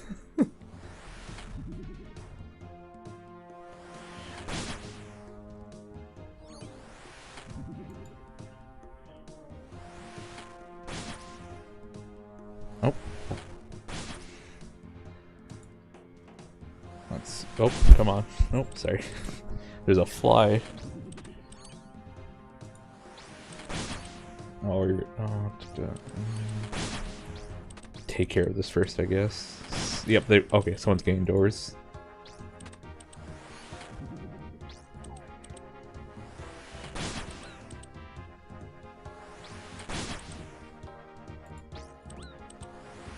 Take care of you.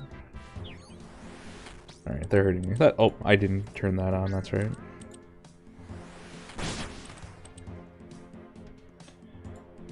Come on.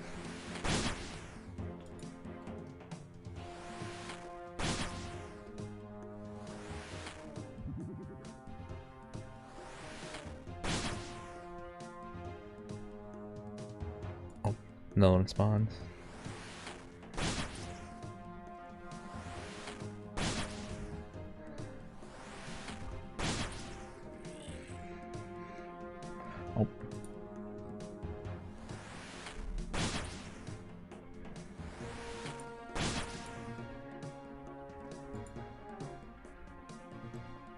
Oh. Oh boy. Nope, I'm lagging.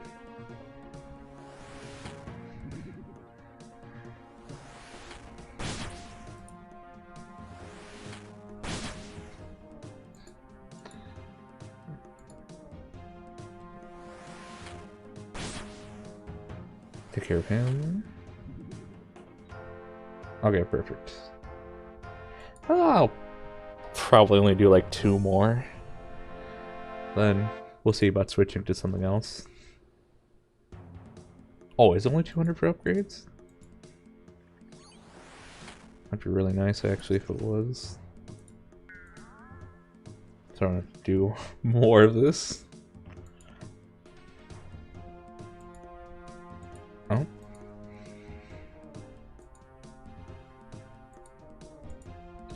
Man, I guess this game really doesn't appreciate me going to Spain. Or thank you. Yeah, I didn't YouTube emojis.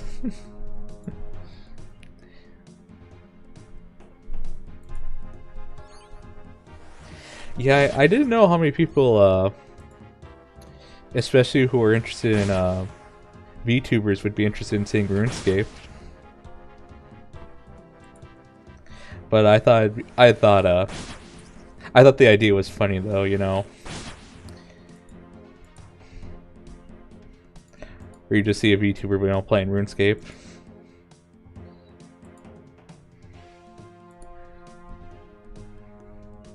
Also, I had a lot of fun making that thumbnail. Like, I was trying to think, like, okay, how do I make it seem extremely busy and like that some person just threw on whatever looked fun at the time. And I really want to see how far I can go with this thumbnail. Like how many things I can just put in.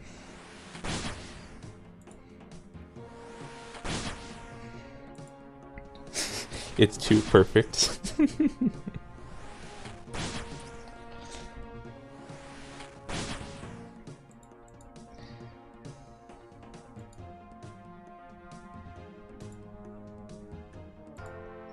Let's see.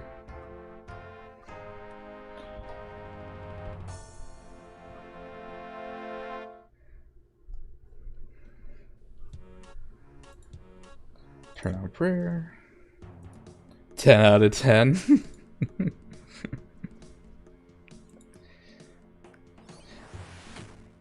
I know at one point the thumbnail has to evolve into just my face being the whole thumbnail, but you put vaporwave colors over it, so just give the vaporwave aesthetic my face.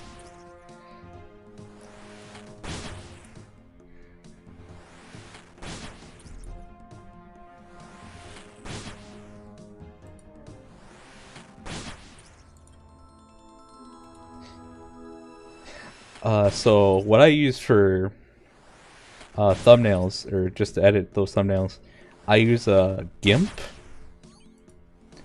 and it's free software. And I had a lot of fun making what was it? The debut stream text. Oh, Oh, it's not important. The debut stream text where it kind of looked funky, whereas glitched. It looked kind of glitched. That was a lot of fun to make. And then the Fallout 4 stream thumbnail. I really like that one.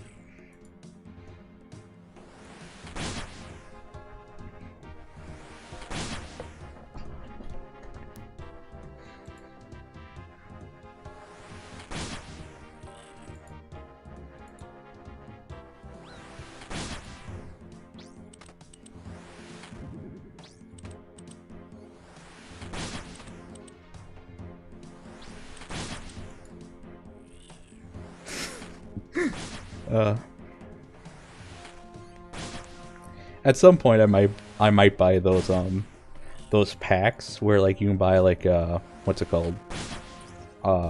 Those stock footage, or not stock footage, stock photos. And I really like the idea of putting like some businessman. The deepest stream plot. How far can the thumbnails evolve? Yep. How far can I push this one concept and use it for every RuneScape stream that I do? Like, I'm not allowed to remove anything. I just had to keep adding.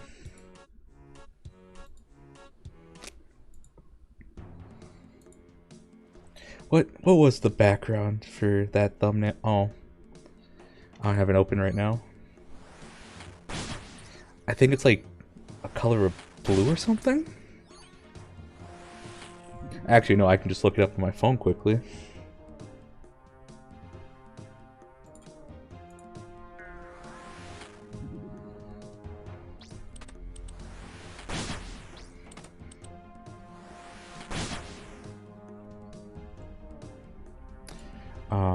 Gotta keep remembering to look at the screen and still click. Yep, something's there. Okay.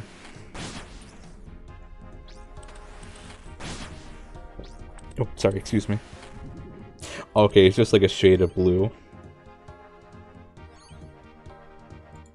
Yeah, at some point that's just gonna become my face.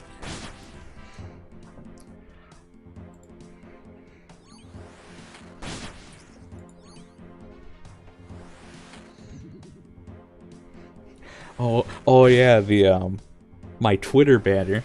That one I really like.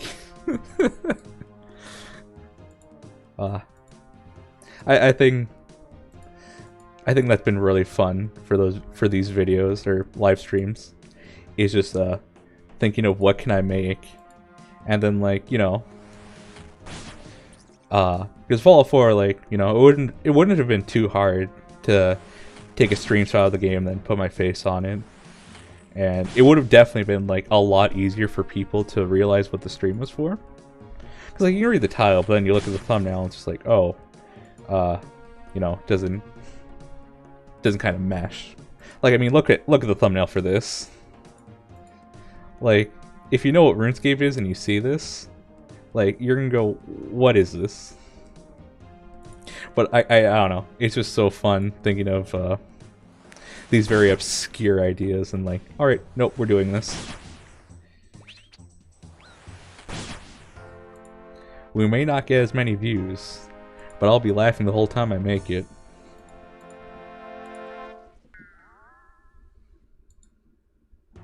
Or, well, I didn't really laugh at the Fallout 4 one. That was just fun to make in itself.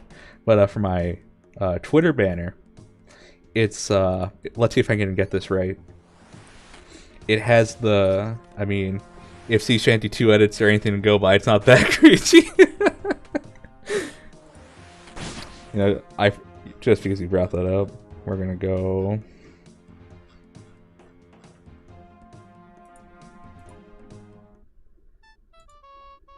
Yeah, I love the. I don't specifically look for the sea shanty memes, but in a lot of the videos that I watch, sea shanty's just there for no reason, and I love it. The Twitter banner lore.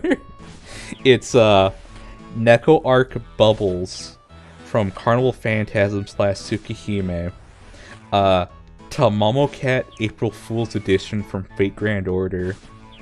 the Wiggler hat from Monster Hunter World, and I think there's only one left. It's Soyel from Fire Emblem Fates. Fire Emblem Fates is not that great of a game, but I like some of the characters a lot. Like, they were really solid. And I just needed like another face in there, so I put her in. And then it just has I think vaporwave style, or vaporwave coloring. It just says business. I have played Sacred Stones, Awakening, Fire Emblem, the one that for the Americans and Canadians that just says Fire Emblem. That's the one with Elliewood, I think. Path of Radiance, Dawn of Radiance, Three Houses, Heroes,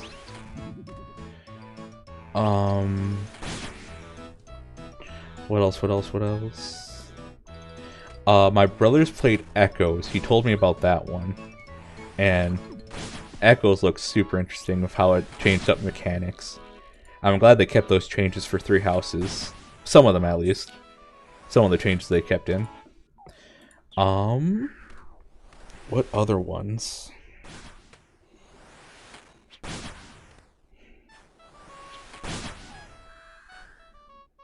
Yeah, I've played basically all the translated ones. I have not played Mystery of the Stone. I think that's another translated one. Or no, Mystery of the Emblem. Echoes is great. Oh yeah, like everything I've like heard or seen about it has just been like, yeah, it's a solid game. If I remember correctly, before Dawn of Radiance came out, the original Fire Emblem Echoes or Shadows of Valentia was considered the hardest Fire Emblem game, and that was back in Famicom. Yeah, it's the last Marth game, Mystery of the Emblem. And you get that was the first game you got to make your character in. So that was cool.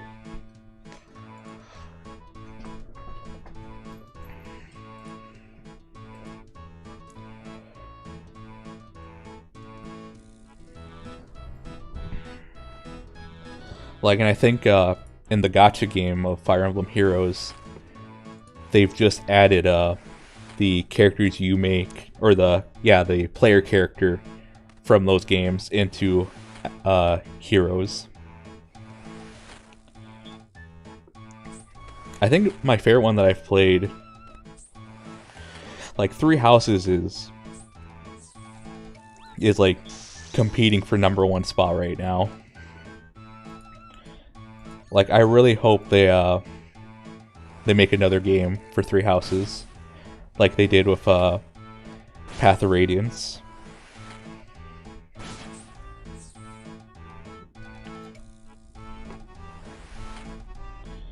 So there is some things that they do need to cover.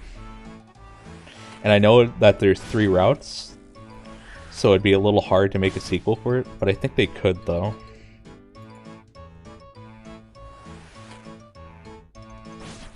Yeah, Three Houses is too good. Gotta stick to the blue lines. I came to love all the houses. Like, I do think Claude's route is like a little too de facto good. I don't want to say too much, but I feel like his route is like, it's like almost his route is the quote-unquote right one. But like the other 2 routes have, like, you know, their twists and turns and their complications, while Claude's is almost too straightforward. But blue lines, gotta stick, yeah. I really liked Eldegard's. I don't know, like, all the houses have some really great characters. Claude's especially. Yeah. Again, like I said, like, Claude felt like there's a part of me that says because it didn't have much complications, it's if they were to pick a route to go down, it wouldn't be that. Again, if they were to pick one, they could do different things, but I think that because it had little complications, that's the route they wouldn't go with.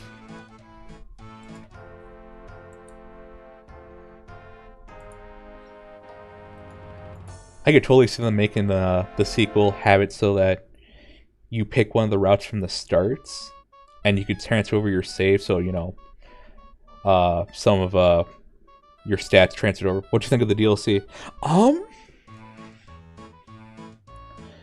That DLC is the reason that makes me want another game, because it adds more mystery than solves. It's a very good DLC. I really like the challenge of like, oh, you know, you kind of have to use these preset characters. You can customize them, but you're more limited in that DLC than you are in the base game. Let's go with auto.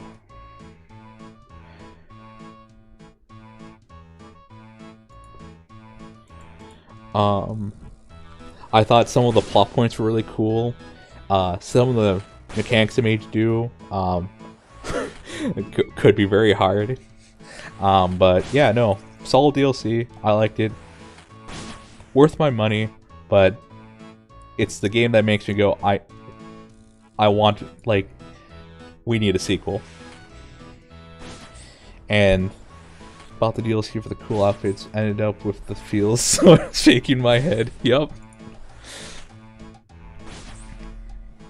Yeah, that's Three Houses is a feels game.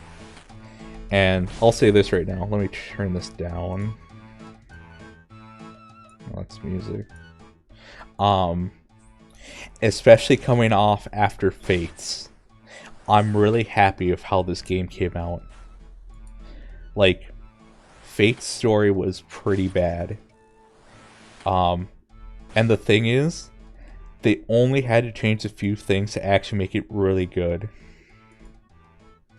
I know a lot of people are of the mind that the Revelations route kind of diminishes the whole game.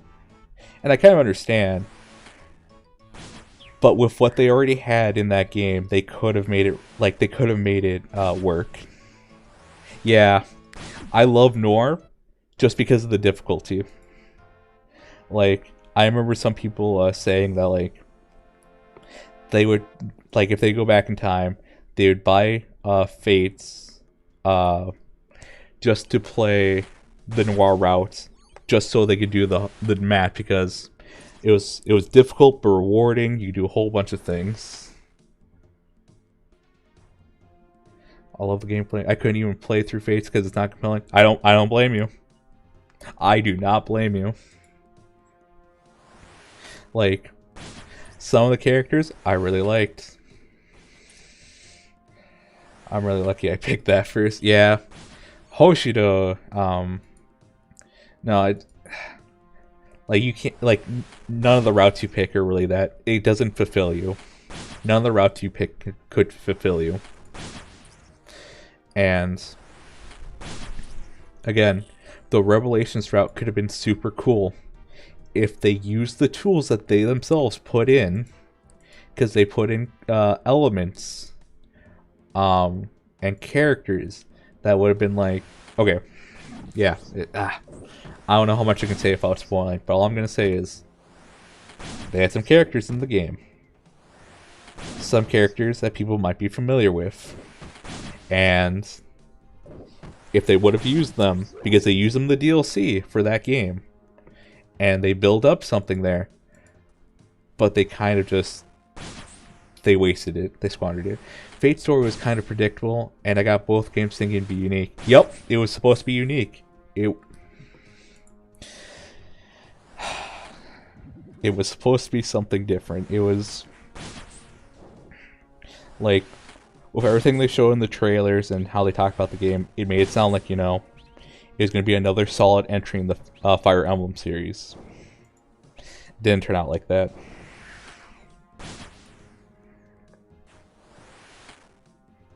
And then Three Houses came, and everyone loved the Fate series again. What is, like, there's a picture of the Virgin Fates Fire Emblem game and the Chad Three Houses. That's why I was so happy about Three Houses. And it was one game. One game for a lot of content. You got a lot of characters. You're forced to make hard choices. And each route technically did give you quite a bit of lore. It was amazing.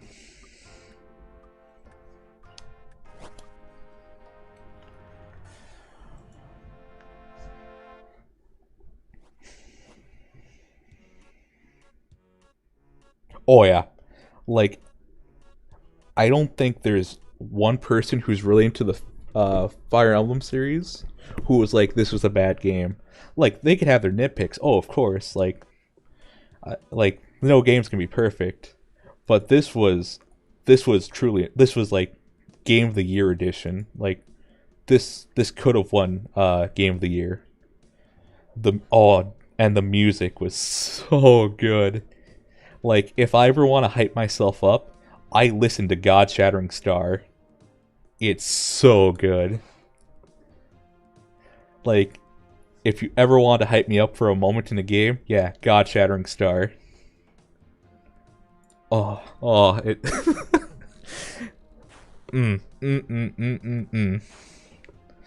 Oh,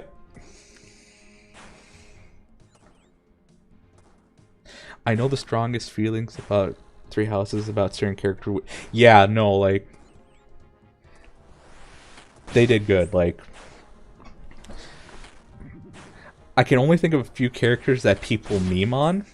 Like, I don't think there's, like, of all the students you get, like, I know there's a few students you get who people meme on a lot, but, like, they still really like them. Like, they're still interesting.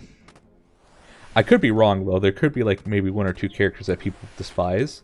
Like, most of the characters, people really love. Like, each character has, like, their own little fan, what's it called? Their own little, like, fan circle or whatever.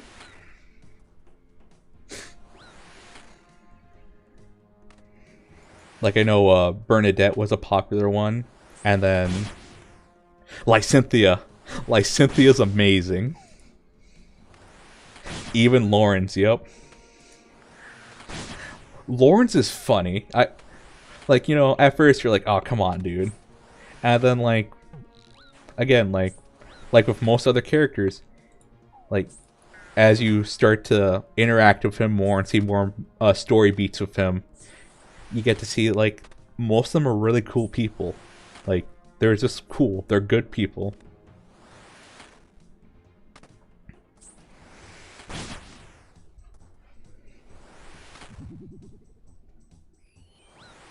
Sylvain, I absolutely love Sylvain because I like his nuances and his depth.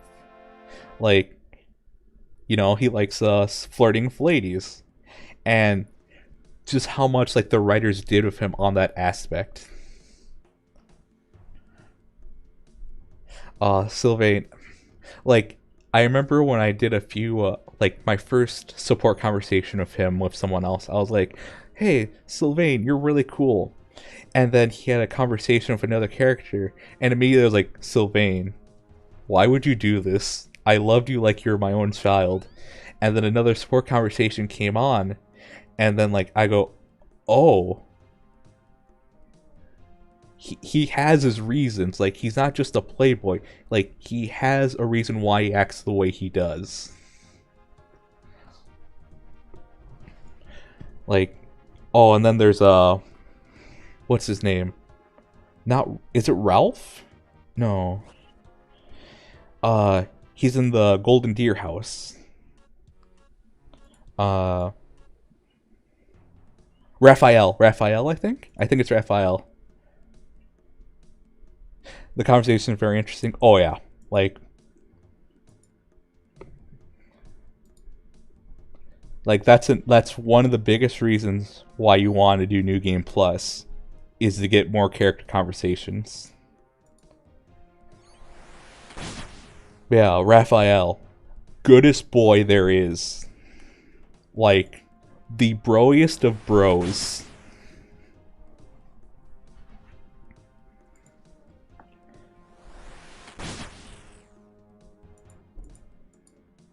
Like, he's very good-hearted, he's very strong, and he knows he isn't the best with book smarts, but so, like, one of the most caring. He understands his strengths, and he builds on it, and he goes, and it was always funny trying to see him trying to get out of homework or whatever, or like book learning. He's like, nah, like, what do I need book learning for? It's like, I gotta train more, I gotta eat more. If I don't eat enough, I can't train, and I'm always hungry, so I'm always ready to train, or always want to train, or whatever. It's so good. It's super sweet. He cares so much for his sister and the others. Yeah, like, heart of gold. Heart of gold. Yep. No, man, I'm with you on there. Like, God. I might as well just rename the stream Gushing Over Three Houses.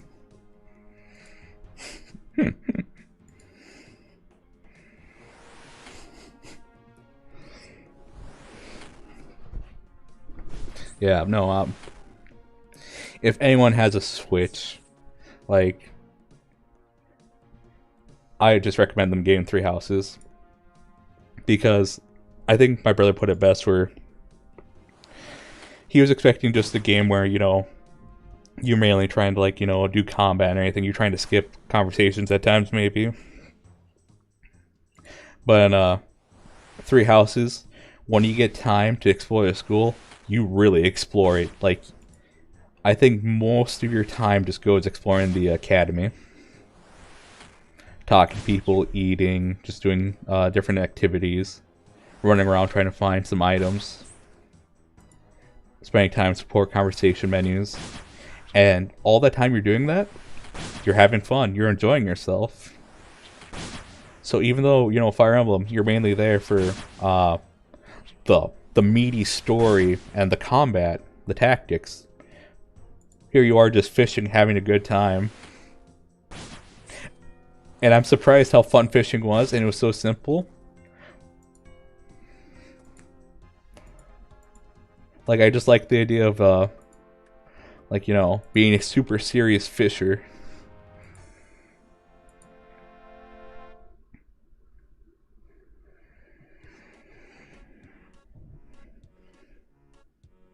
But yeah, nope. Fire Emblem Three Houses, amazing game. Absolutely love it. Every good game has a fishing mechanic. I remember I was explaining the game to someone, and all I sent was a picture of me, so like, by the fishing, and I overhyped the fishing mechanic, and I was like, I think I sent the message, in this game, you live or die on the battlefield by how well you fish.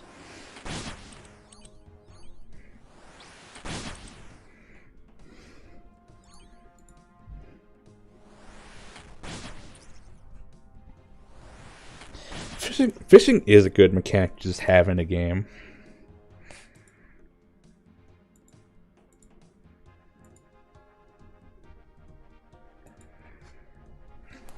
Like,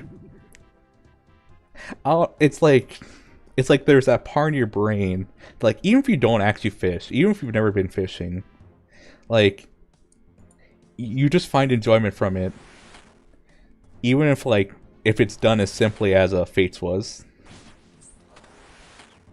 I love the pictures of Boomer Fisher Byleth with that one hat. I'm gonna try to look that up right now. I don't think I've seen that.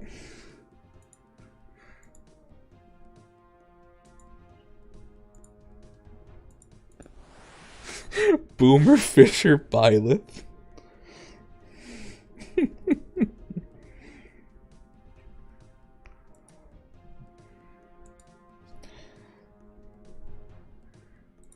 Oh, where's attacking? Right there. Okay.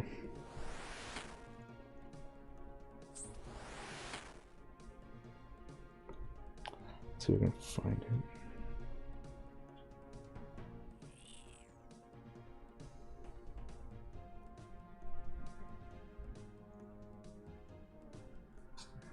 I need to actually help out. Okay, fire them 3 houses.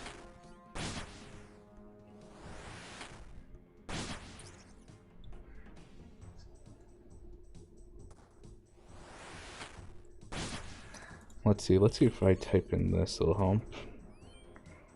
Oh,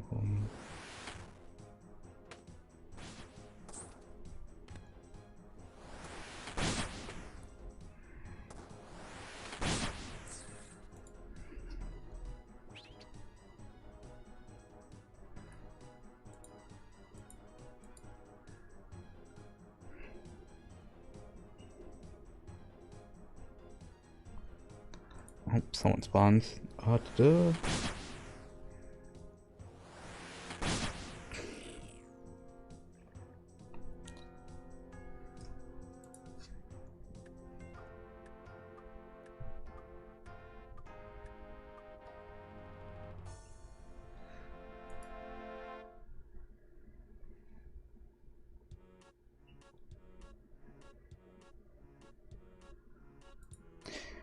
Is it the picture where it goes, how do you do, fellow kids?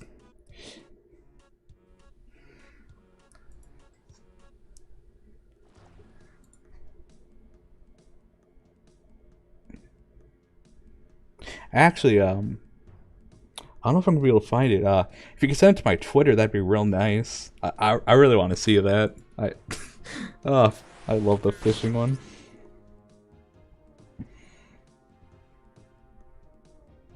All I see is a bunch of pictures of what's her name? I can do that. Thank you, thank you. Yeah, I'd definitely love to see that.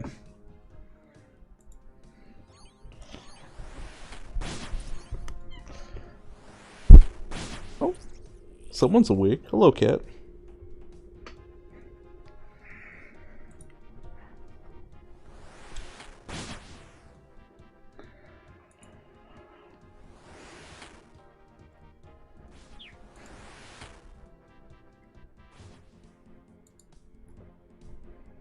Let's see.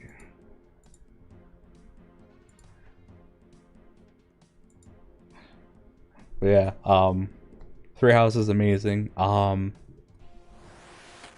have to say my other favorite one is Dawn of Radiance. So I have to give this disclaimer every time, and I think it's funny every time that I have to do this every time. So I do not have a cat. My brother has a cat, and he always says, Gonzalez, you always say it's our cat when the cat does something nice or good or cute, but you always say it's my cat when the cat does something bad. And I always tell him, no, I always say it's your cat. I will take no responsibility for this. But yeah, she's a very good girl. I think she's 10 years old.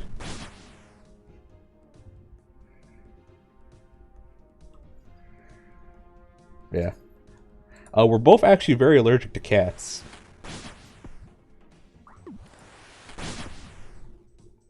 And he refused to take allergy medicine for it, for his allergy. I learned, about a year ago. So, when I first moved in with my brother, you know, it's like, at that point, he got the cat. Actually, no, let me start from the beginning. I think this will be a fun story. So, my brother lived in a different city from me at the time. And what happened was, one day, he... Oh, don't switch. Oof, your Twitter says you can't be messaged. So...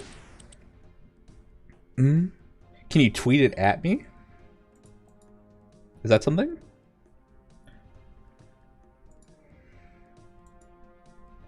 I actually don't know how to use Twitter. I've never used it before I started streaming. So I don't know what to do, or I can look up what to do. But I think you should be able to at me.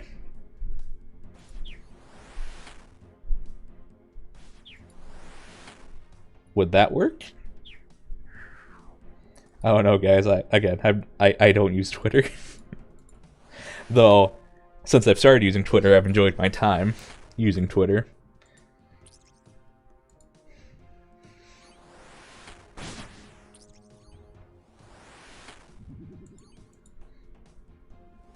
Oh, my account is private, so sadly not. I barely use it at all. Literally just use it to spam Animal Crossing stream thoughts so I can save it on my laptop. Nice. Let's see. After this round, I'll open up my DMs. So yeah, as soon as I exit this match, I'll open up direct messaging so you can send it.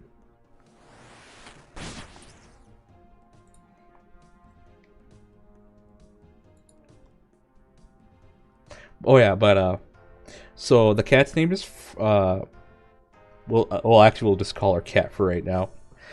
So actually, before I continue with this story, let me do that one thing I said I was gonna do. More settings and privacy, notifications, accounts.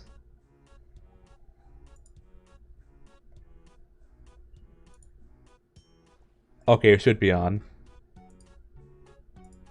Let's see, go to profile. Yeah, you should be good to go now. So let me just minimize this real quick. Use Twitter mainly for VTuber stuff. Try not to clutter of free blocks of memes. Okay. Yeah. I think most of the yeah, I mainly follow VTubers and some YouTubers that I follow IRL.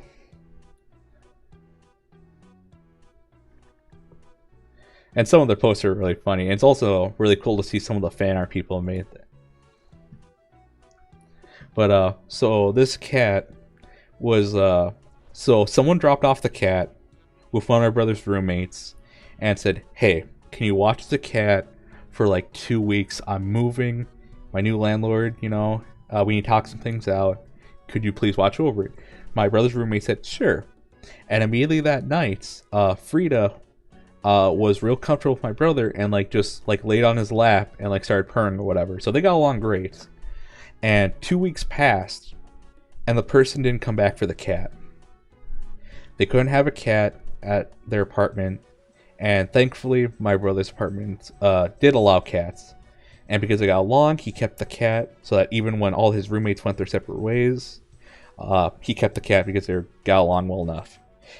So when I move in with him, the year after his lease ends, into a new apartment, like that whole year, like I had a stuffy nose and like I was coughing a lot, and I thought, and so like some days, like for some weeks it'd be okay, but like there'd be just straight days of just like feeling awful when I woke up, and like I'd only feel better after like I showered. So like every day, like I'd have to deal with like waking up feeling dead, absolutely just dead, and then I'd shower and I feel better. And then I'm like, man, I'm just feel awful. I don't know what's going on. Next year rolls around, and it's not as bad as before, but it's still bad. And it's only, I think, a few months ago, I decided to see if allergy pills would help, and they did. And I'm like, okay, when did I start feeling sick? And then I started putting all the pieces together. It's like, oh, I'm allergic to the cat. And then I realized my brother's allergic to the cat too. But it's not like definitely allergic. It's just like, oh, runny nose, stuffy nose, coughing, runny or watery eyes or whatever. So like every day I have to take allergy pills, or else like I start sneezing a lot. My nose gets really stuffy. I don't cough too much, but yeah, I usually feel pretty dead that day, and then usually takes like 2 to 3 hours for the medicine to kick in. And before stream started, I was trying to find the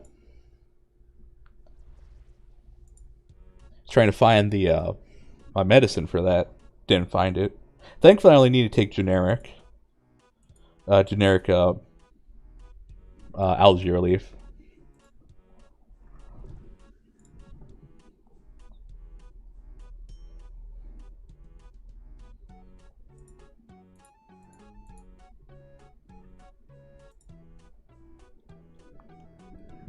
So yeah, that's the story of how my brother got the cat. She sleeps a lot. Usually is asleep during this time.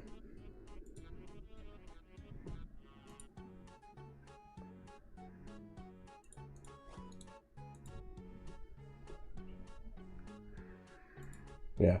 I should have opened up my direct messages. Oh, there we go.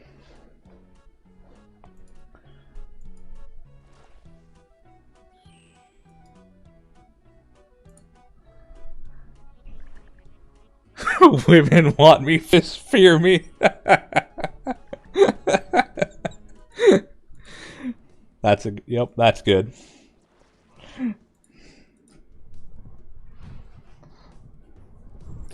So yeah. So yeah, she just kind of does whatever she wants, you know, because she is a cat.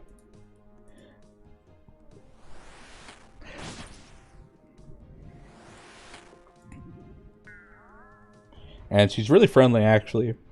I've never heard her hiss. Yeah, I never heard her hiss. Even when she was, like, getting ready to fight, I think, because you'd see a cat outside, or, be scared. I've never heard her hiss.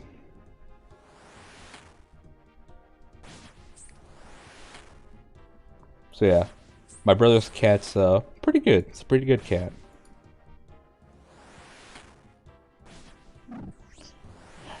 Oh, and, so,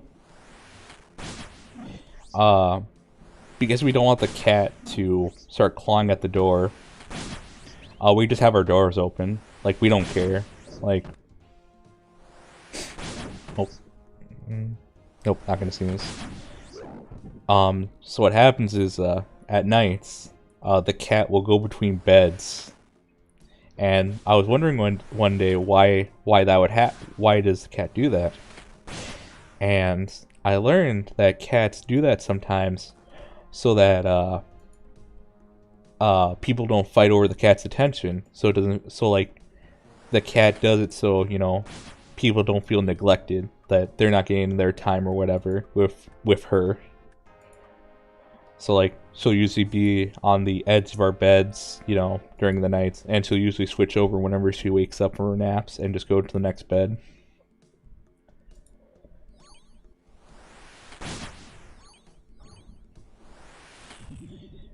And then because my brother wakes up early, she's already ready to go at like 5:30 in the morning. And for the longest time, I didn't have anything to do until like 9 a.m. So like as soon as my brother left, like if the cat didn't hear me snore, she'd be on my bed meowing a storm at me, just constantly meowing, going up to my face, going meow meow meow meow meow meow. And I would just try desperately to get back to sleep because my brother always fills up her water and her food whenever he goes to leave for work. And so the cat is just doing that, you know, because she wants attention. She doesn't really want to play, she just wants attention. So usually what happens is as long as I, you know, pet her head, you know, scratch her a bit, she's content. And then she'll usually let me go back to bed. Yeah, if she ever hears that I'm not snoring and it's early morning, she'll be on my bed meowing at me until, you know, like I just scratch her behind the ear a bit and pat her head.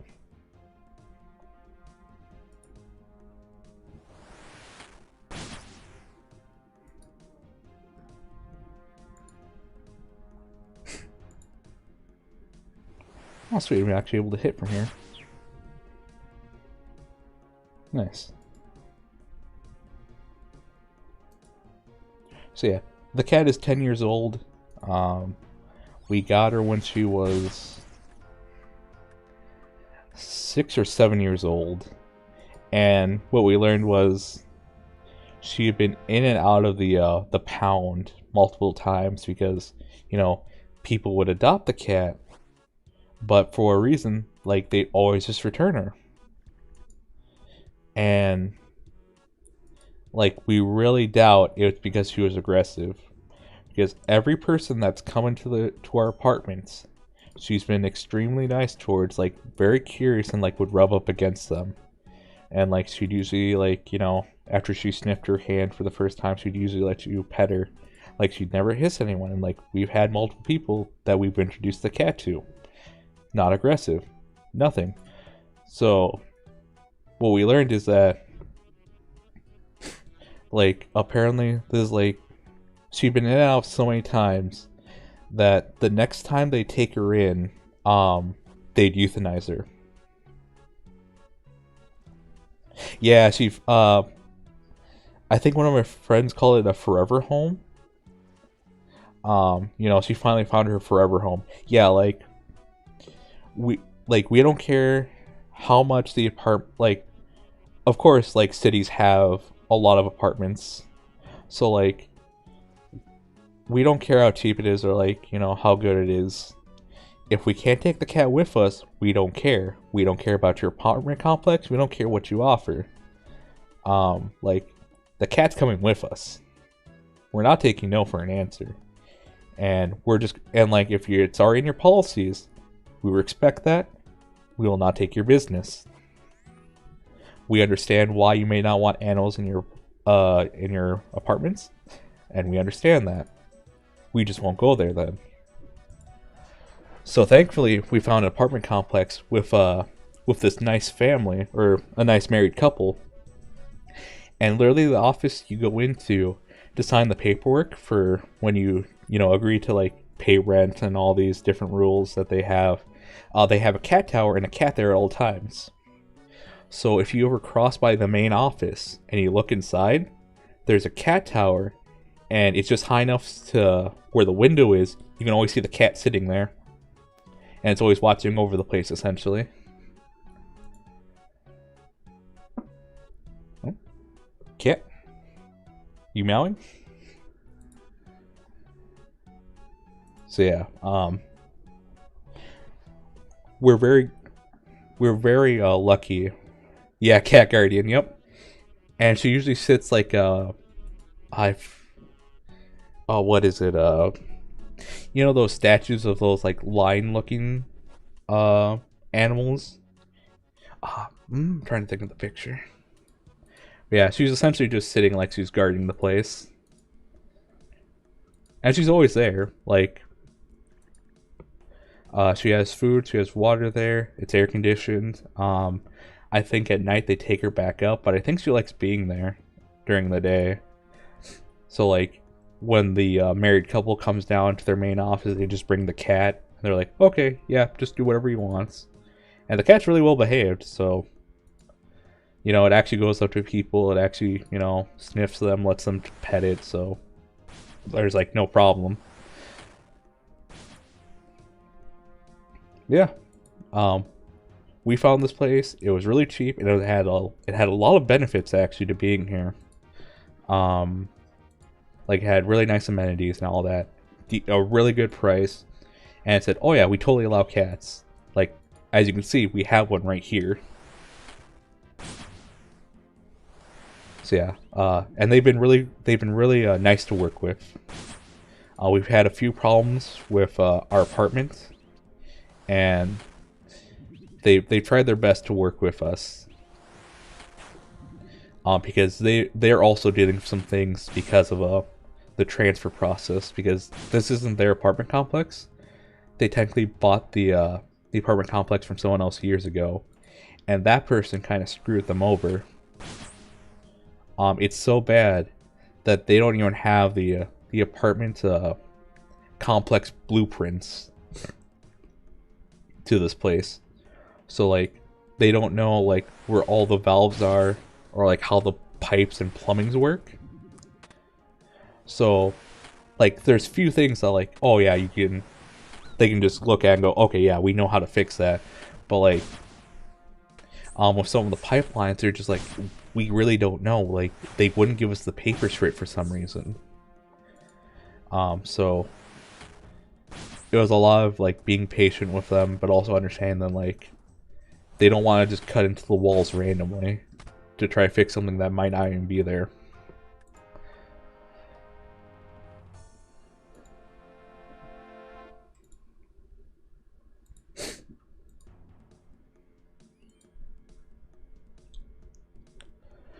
yeah, no, they've been absolutely lovely. It's been great to live in the apartment complex that we have so far. Probably the best me or just or hmm? Just hmm? Hmm.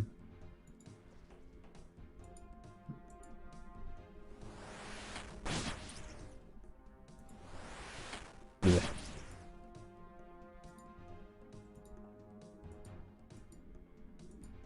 Mm. uh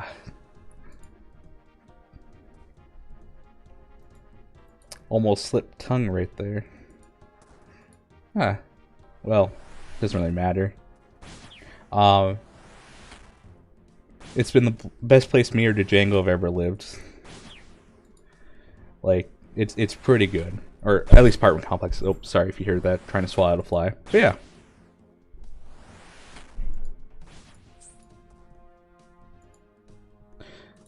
I know that was a bit of a longer story, but I thought I'd share my appreciation for the apartment complex. Also, um, that we have the cat now.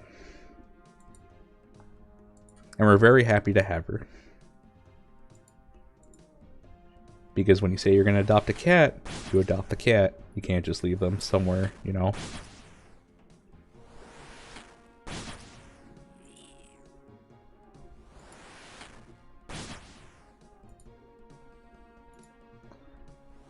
Like, I understand, you know, things come up.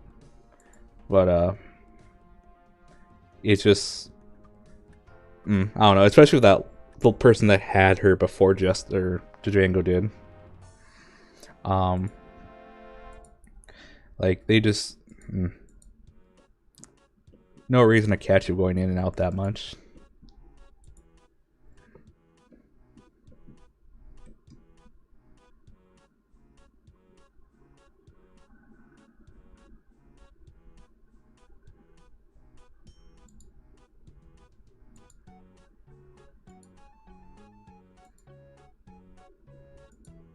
Oh yeah, I guess. So we don't know what kind of cat she is. She's a black cat though.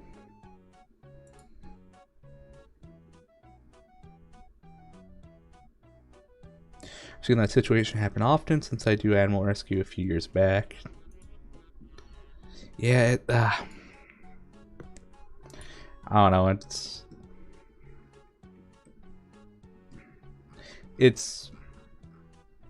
it's a responsibility, you know.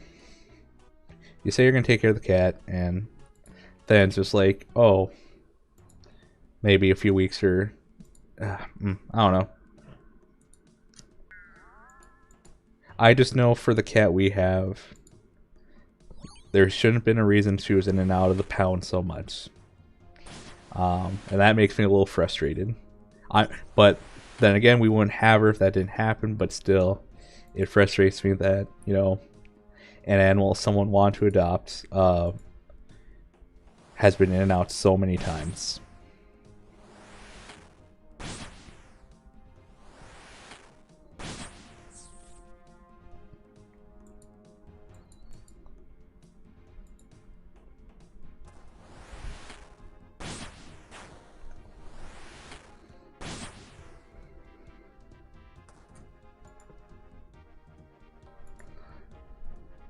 Like, yeah,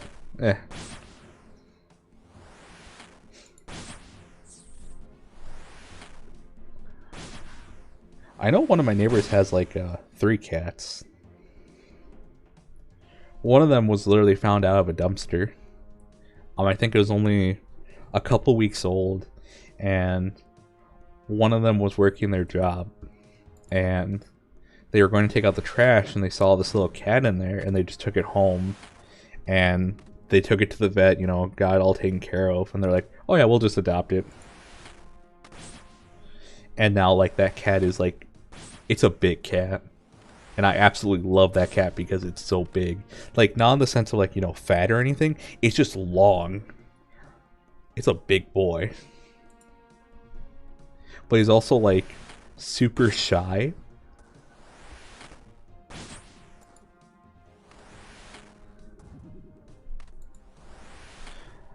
So like every time me and my brother go up to see, you know, our neighbors, like always just runs out, you know, is scared. But with the owners, or yeah, our neighbors pretty much, like the cat is so affectionate.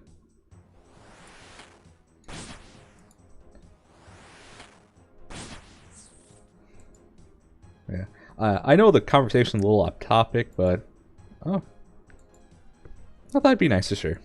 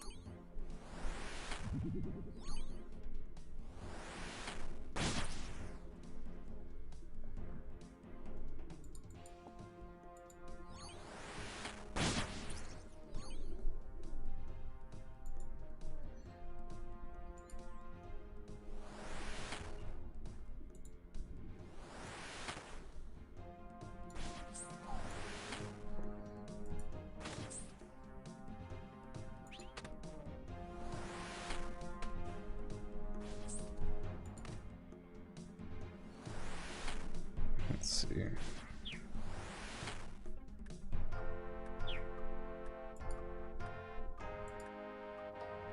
$84. Oh wow, okay.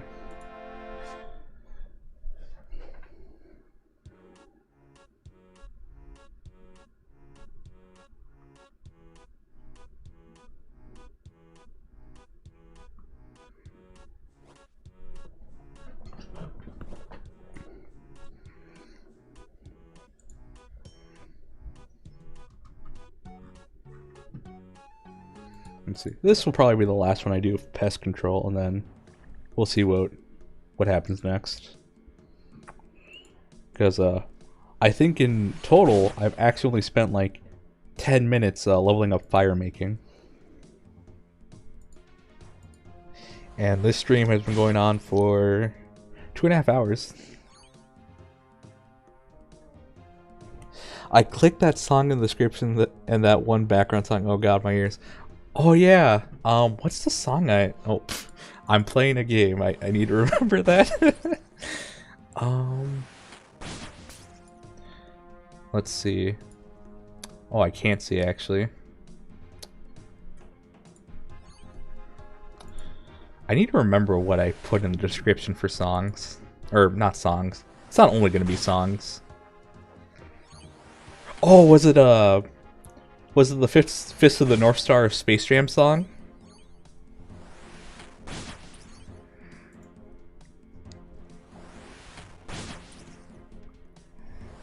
No way.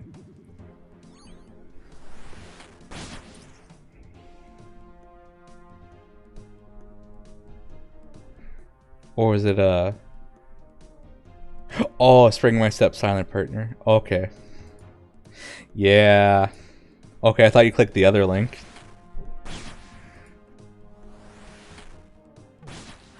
I love that song because everyone used it for their tutorial videos or whatever.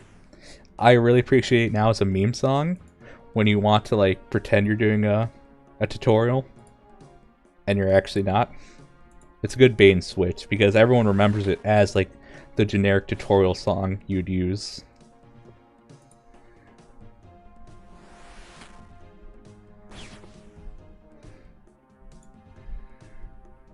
So I think for the last RuneScape stream I did, yep, it's amazing, agreed. I know for the last stream I did, I started off by, you know, going, hello everyone and welcome to my channel. I'm Rikku, also known as Gonzalez, and today I'm here with you on Firemaking and how to do it. You know, I can't really do voices, so I still like the idea of using that song for the intro, you know, as I did Firemaking. I probably should have just talked normally with that little bit I did. Oh, also I ended the video with that song, or the stream, where I was like, where, you know, you do the generic thing of like, what is it? Alright, that's gonna be it for me, guys. Remember to smash that like button, hit the subscribe button, be sure to hit the bell notification, and I'll see you guys in the next tutorial with that song on.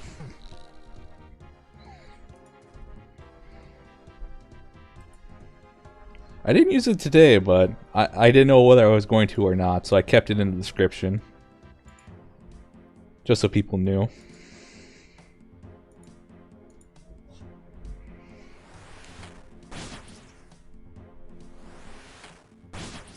Oh, really? I'd only found your stream today by accident since I was working on a VTuber personally. Okay.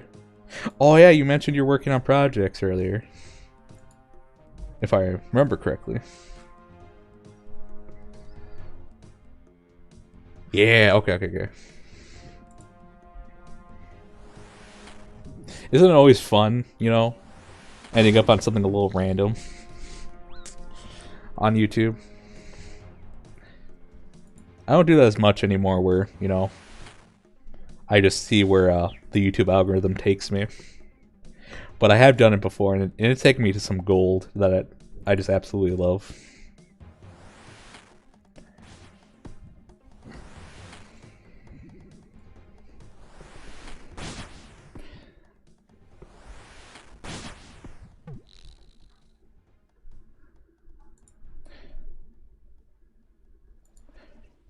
The deep, yeah, oh yeah, what is it? You know, the common joke is like, let me guess, you weren't searching for this, it found you, or it's 2 a.m.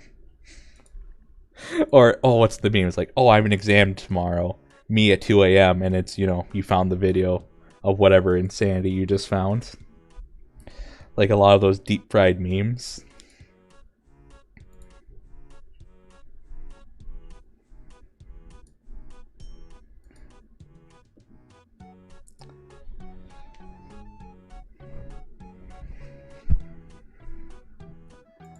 Like a lot of those 13-second videos that are just oh, they're amazing to watch, but you didn't look it up. Like it just found you.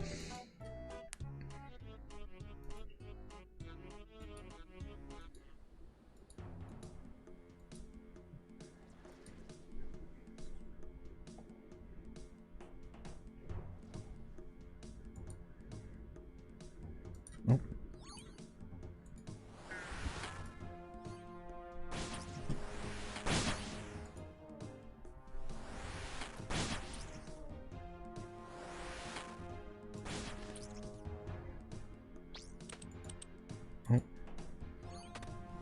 I said the last one's gonna be the last one, didn't I? And I just clicked back into the boat.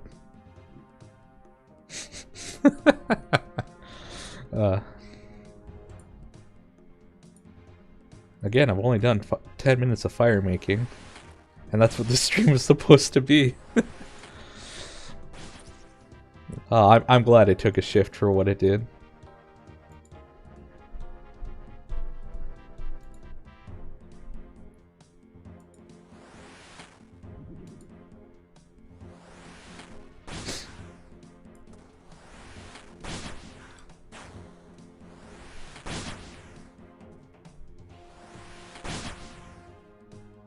Nice. Alright.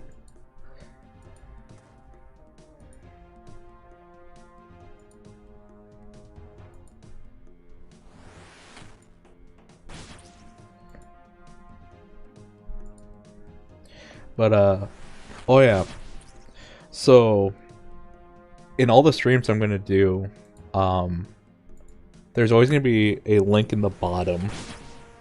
It's gonna be right under, enjoy, colon, and then there's gonna be a link to some YouTube video. I just thought that'd be... I found you earlier today through an Iron Vortex member I followed. Okay. Yeah, after Enma, tweet out the little profile of me, like a lot of people started to look at my Twitter, and I have to say again,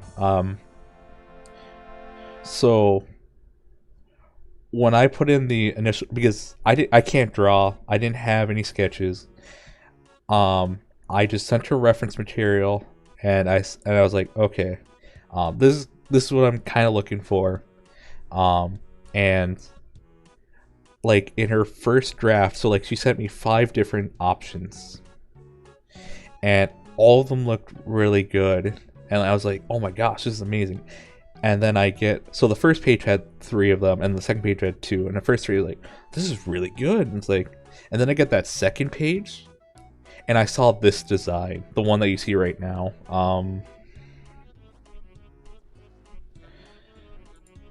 Let's see if I can, oh.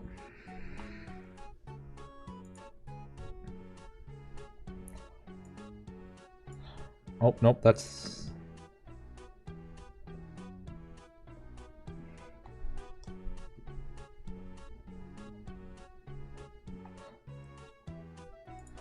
like... Oh.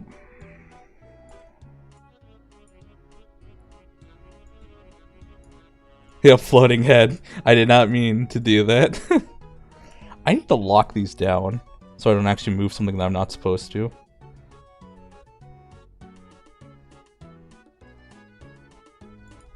So this design you see here, when I saw this, I immediately said, yep, this is the one. I was like, yep, I'm sold. Yep, this is right here.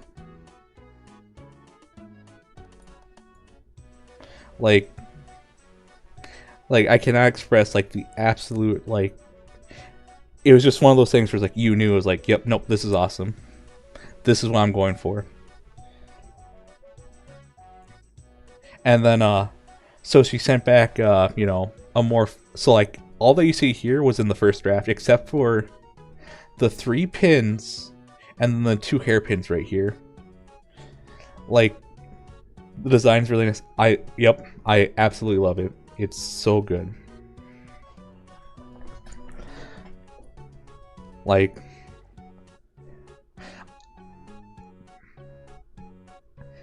I don't know. Like, I don't know if I'll ever be able to truly explain to people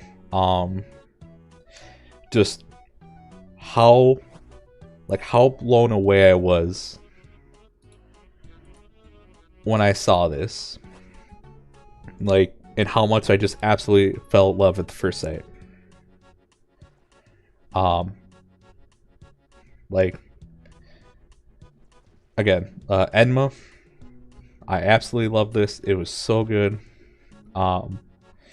And yeah, like, again, the only thing that's been added are 3 pins right here and the 2 hairpins right here. All of this essentially was done on the first design round. I was like, yep, nope, we're going for that. And essentially the feeling I was going for was like comfy but also kind of lazy. So I kind of wanted a character who, you know, or God, I don't know how meta this is getting in. But anyways, so like I like the idea of this of me being, you know, this person that wore this hoodie, some sweatpants, and these shoes that work for all year. So like during the winter, during the spring, during the summer, you could wear these boots and it'd work. And sweatpants, you know, sweatpants you can wear any time of the season, any time of the year. Nice little hoodie for whenever. It's like this idea of being very comfy, kind of lazy, you know, overall very approachable. But yeah, no, I absolutely love this design. It was so nice, so good. And whenever I get down around to that's not the right key. This oh my gosh. Okay, I know how to use a mouse. Nope, too big. Nope, I can reduce that myself. I might actually still be too big.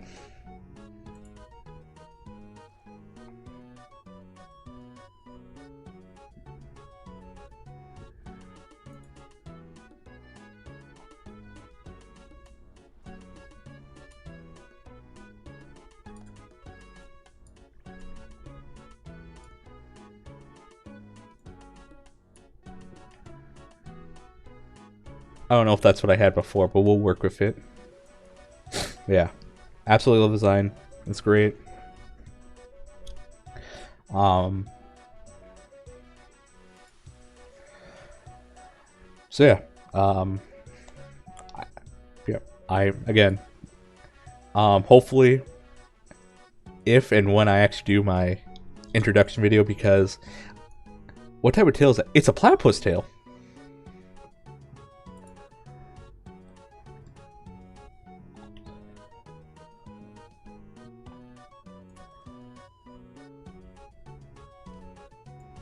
So my whole design was around a platypus.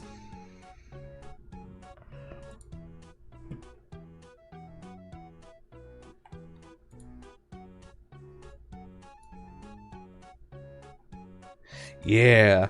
So I don't know if you know this show, what is it? Phineas and Ferb.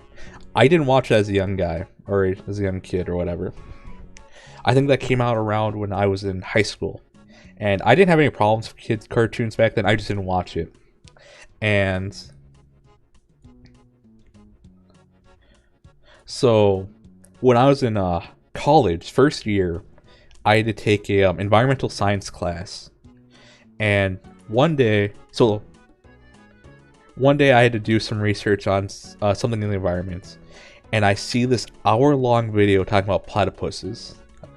Got to go to set up stream, but I glad I caught your stream. Hey, have a good stream. Let's see. I'm probably gonna be ending soon, so you'll probably see me in chat actually. Have a good stream. Thank you. You as well. Have a good day as well. And I'll be sure to stop by actually for a bit. Yeah, so there's this hour-long video of like talking about platypuses, and legitimately, the hour-long video was saying how we think this is how platypuses work. We think this is what platypuses do. Like, they couldn't give anything definite. Like, they're just like, oh yeah, we think this is how it works, or we think this is why platypuses do this. And usually with, animals, they have a very good idea of why they do things, or they have, they have evidence to show that this may be one of the reasons why they act the way they do. But for this whole video, it was just like, oh yeah, potentially they do this, and our evidence shows that, this could be a thing. And I just absolutely love that, like, there's almost nothing definite. This was an older video too. I think it was maybe in the 90s. Life's biggest mystery. It is a duck, an otter, a puppy, and a beaver. A magical combination. Duck, otter, puppy, and then beaver. Because remember, it's a mammal that lays eggs. Also, fun fact, they have a poison barb that if you get stung by, you have to deal with the pain, because so it's a type of poison that hurts the nerves. True magical creature. Oh yeah. Like before, I thought it's like, what is it? Your typical mythical creature. Yeah, they have a poison barb, and it's not like typical snake poison or whatever, that thing. It's more of like a nerve poison, if I remember correctly. And you can't use morphine on it. You have to deal with the pain. That poison negates morphine. So for 8 to 16 hours, you have to deal with the pain. And there's nothing we can give you to help. Absolutely nothing. We can give you a stick. We can give you a stick to bite down on. Or like, you know, bark of wood, a doggy bone, whatever. We can give you something to bite down on. That's all we can give you. You have to deal with the pain.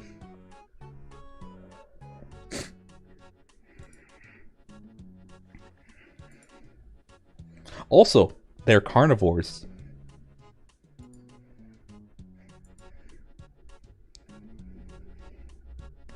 They are truly... they are a weapon to surpass Metal Gear, is essentially what they are. They're land and aquatic. The only thing they're lacking is aviation. And I wouldn't doubt they get that at this point.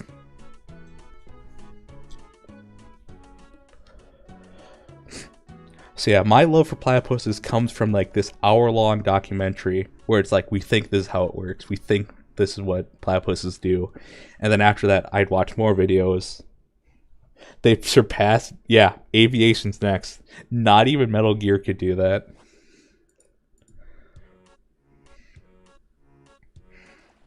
Aviation's next. So yeah, that's why I absolutely love platypuses. They're just so weird. And they really, I think they fit my, you know, they fit me in a sense where, you know, look at my face. It's very boy pretty, but then you have my voice. It's a little on the deeper end. And you know, you would expect like a voice that Astolfo has, like Felix has, and then you kind of get my voice. Where I think someone said in the comments it was like a Ikemen? I-K-E-M-O-N? Ikemen? Or M-A-N. Where you kind of have that voice or whatever.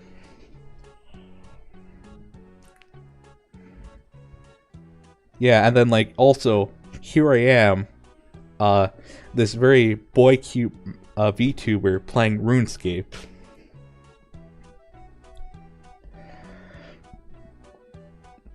And then, I don't know,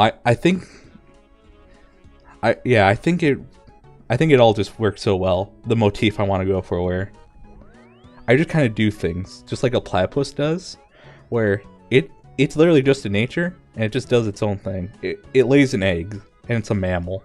It has a poison barb. So yeah, like, that's why I love platypuses. They're really weird. They just kind of do their own thing, but like, they're genuinely amazing. So yeah.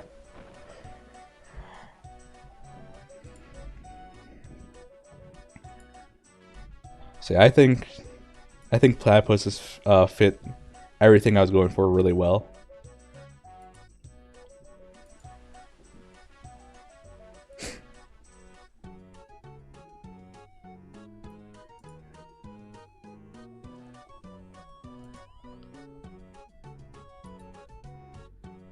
I didn't even know what was it, Ikemen is?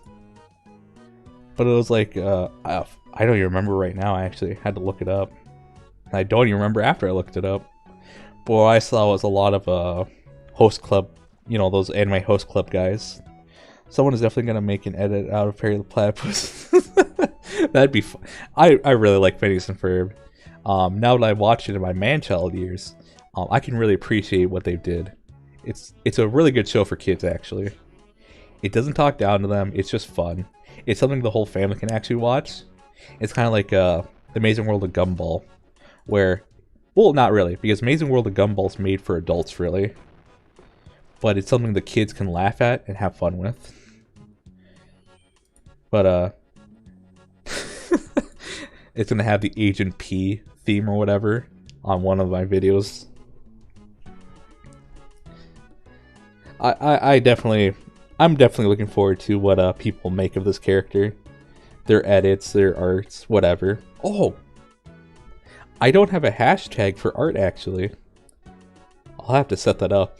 Or make an actual... It's gotta be a stream intro? Oh my gosh. I gotta check if I can get away with that. Because I don't think Disney will copyright strike me. But then again, I'm not too worried if they do. Because if anything, they'll just take the monetization away from the video or the stream, and I mean, they can't take away. You should get one. I draw, but I'm not great, but it'd be fun to make fan art. Yeah, it's you can have a lot of fun with this character. It's like a platypus. It's just fun. I've already thought of a hashtag, so I think it's gonna. I just have to see if they're taken, but it'd be let me add in. I need text. There we go. Now this will be fine.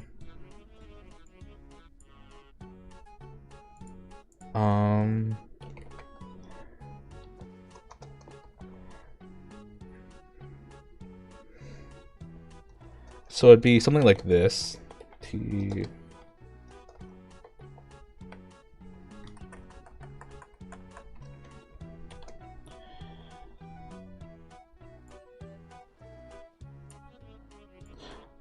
Oh, no, oh, no, I just need to move you. Nope, I don't need both of you. I need one of you. Oh my gosh, no. Because, so I can't see chat right now, but, the idea is like, you know, part-timer Rikku, or, I don't need, oh boy, I can spell.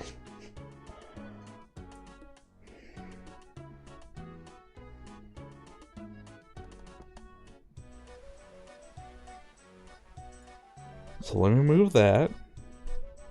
Let me move, okay, let me put this in. Okay. PT Arts. It'd be something like that, I think.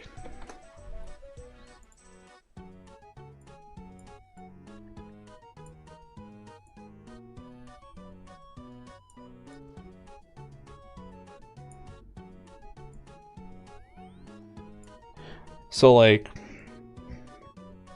so you know, part-timer Rikku, so it'd be PTR, and then I just put arts. And I was kind of debating like whether I wanted to like just remove the A and just leave the TR there, because when you kind of say it's like PT art, so like you don't need the A there technically when you're saying it. But I think it'd be a little easier to have that. But also it doesn't look too aesthetically pleasing.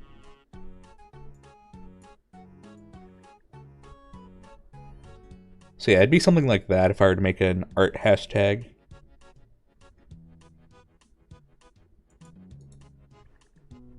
Move that. Yeah, I'm not even using it. Let's see. Should get one I draw. That sounds silly. Yeah. I'll definitely check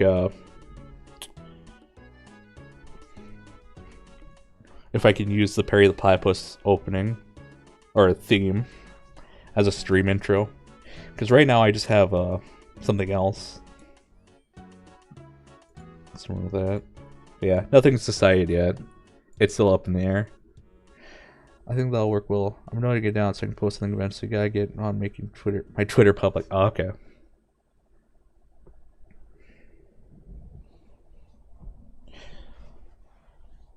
So you said you're making let's see.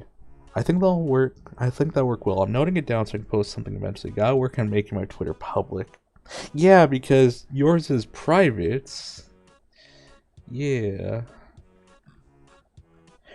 You said you're working on VTuber. Is that for yourself or is that a commission?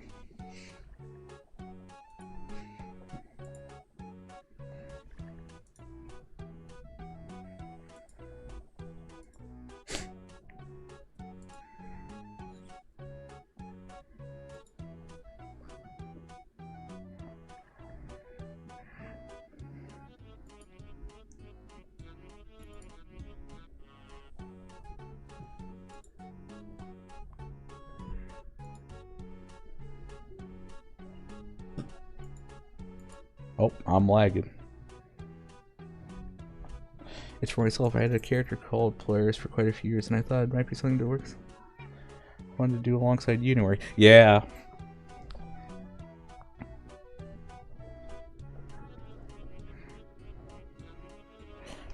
For quite a few years, and thought, yeah, especially if university work.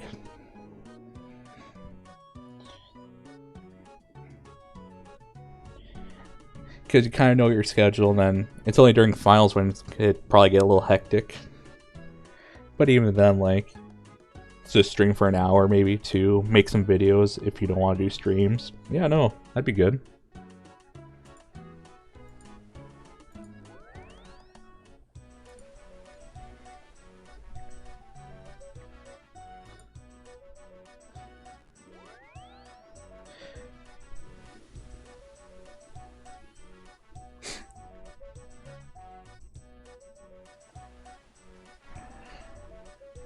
Yeah, I know I started all this because back in November I learned about VTubers. Well, I've known about VTubers ever since Keys and I came out. Like, I think for some weird reason I was recommended her, even when she was a kind of a small subscriber count. Then I learned about Kaga Luna, and that was really cool. And then I learned about Hololive. I don't remember who I started with, but I do remember that Fabuki's Scatman video was recommended to me, and I never clicked on it. Like, but that was technically the first thing that I ever had in contact with more modern day VTubers. And then I learned about Niji Sanji, and then, I mean, you see where it brought me to.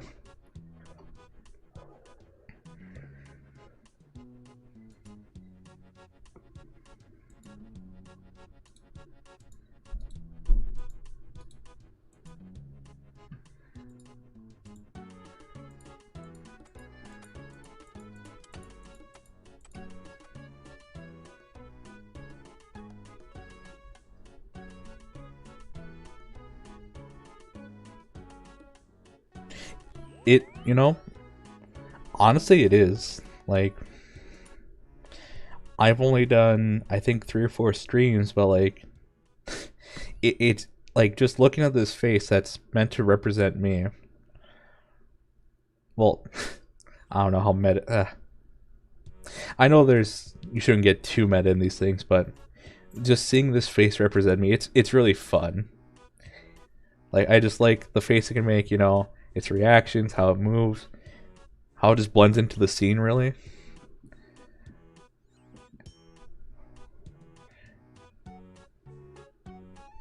Yeah, it's really fun.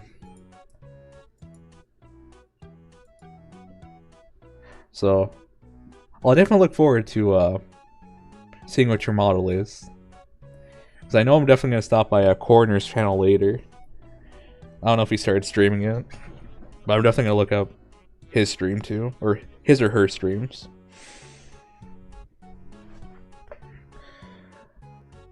Yeah, I know, like, it's just been really fun, you know, watching VTubers.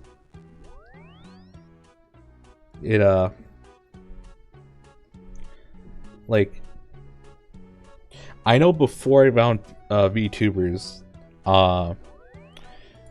school was going a bit rough. But by the time I found Hololive and Niji Sanji, like, things weren't that bad.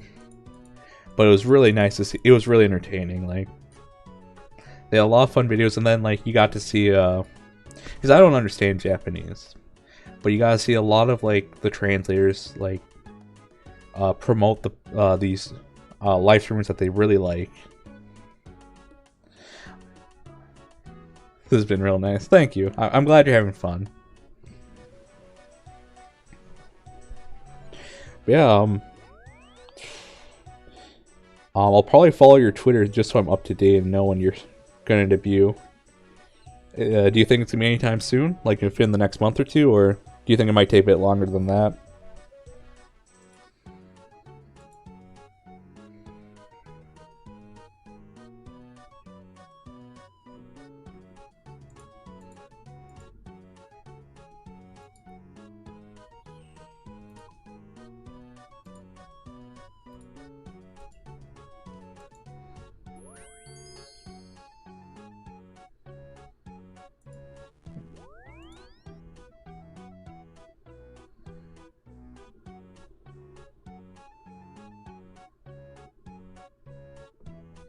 Oh, thank you. Yeah, I'm planning on getting it done next few months. Hopefully, I've got a project in the works. Darn it, again.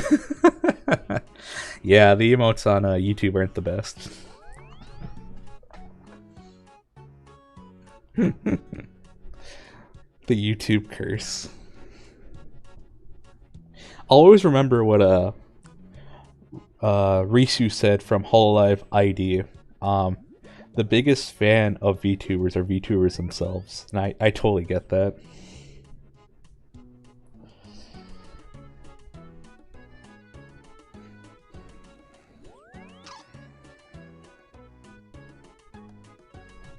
Like you want to see these people succeed, and then when even just doing this for a bit, you kind of get into this, like you start going like, yeah, I want to see everyone, like, you know, like really succeed, become really huge, and then like really let themselves loose and see what content they can make.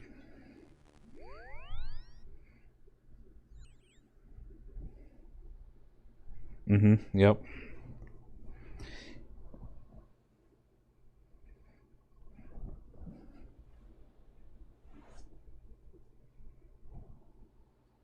Thank you. I'll definitely be trying to stream a lot during the next few months, but after July, my schedule for schoolwork gets a lot more hectic, but I'm definitely going to make time for more streams.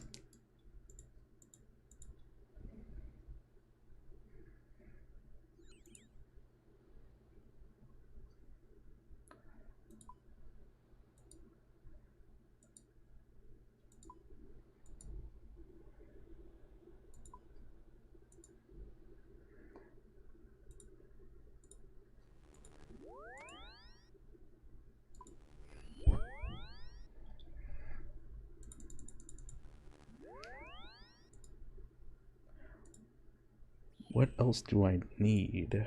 All the staff.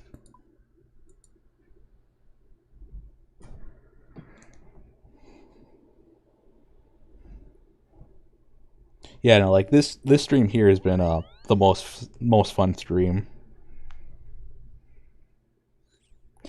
Let's see, I did the debut stream, then I did Fallout 4, and then I did what other games are you thinking about streaming? Oh, okay.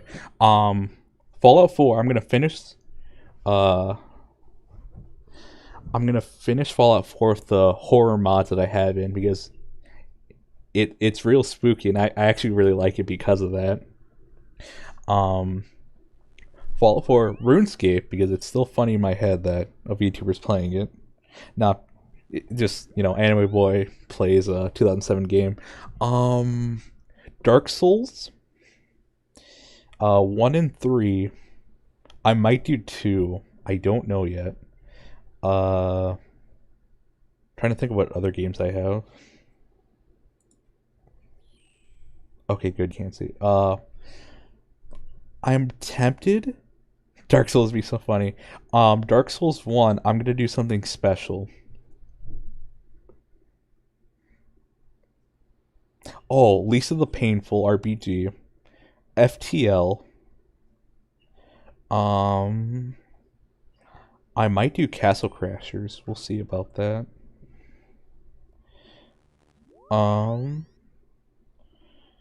Kind of wouldn't mind giving Star Wars Knights of the Old Republic a try, but I know that on newer computers it has a tendency to break. Monster Hunter World, I'm gonna do that one. That'll give me an excuse to play it and actually get some more of the end tier monsters.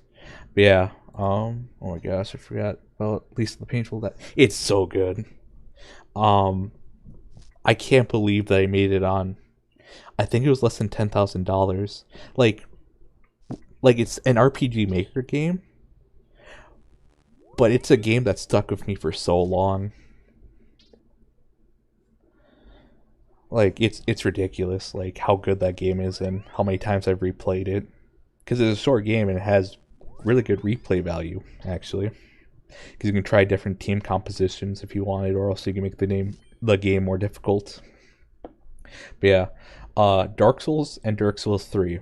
It's just one of those amazing series. You gotta play. You gotta play. Oh yeah, oh yeah. And if I can expose more people to Lisa the Painful RPG, the better. There is another game that I plan to do that I won't say. A lot of people may know it though, because it used to be a Flash browser game. It used to be on one of those websites where you can just upload games, and it was a really big one back in the day. But I won't say what it is. Yeah, Dark Souls 1 and Dark Souls 3, they will not be normal playthroughs. Dark Souls 1 will be done. It shouldn't take too many streams to do Dark Souls 1, what I plan to do. And then Dark Souls 3 is going to be played with a mod. That'll make it very funny, especially with some of the things that I plan to like incorporate into the stream OBS. Oh, that's what I'm gonna go. So yeah, so they won't be normal playthroughs, because I've already played through the game, so it won't be a blind playthrough. So there won't be the like, I don't think I'm good at those games. But yeah, we'll definitely go through them.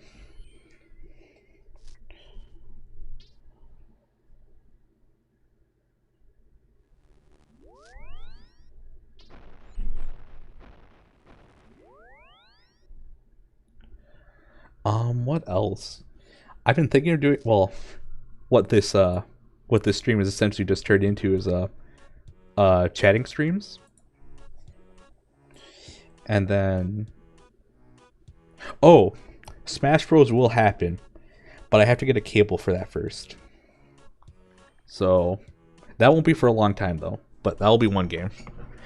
And then after that I'll definitely do Katamari, because the music is amazing in Katamari.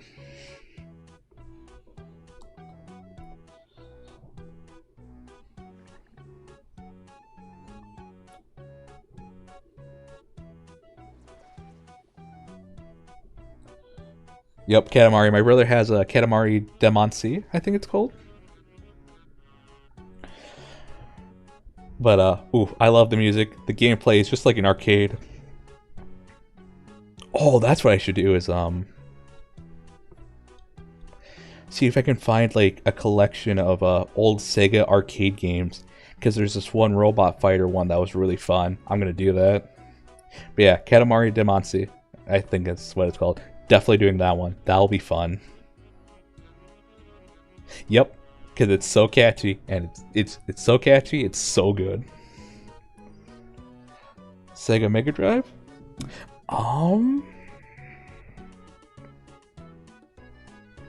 Is it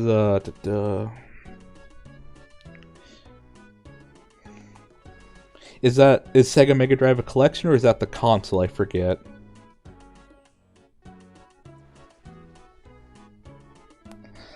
Because I know the game I want to play, you could play it in Yakuza 0, I think you could play it in. This one arcade game I was thinking of.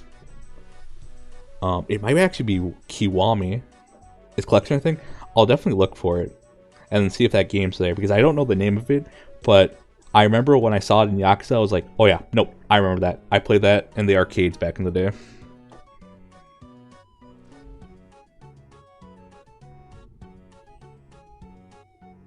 It's an older collection? Okay. Well, I'll check it out anyways. And then Yakuza. Yep.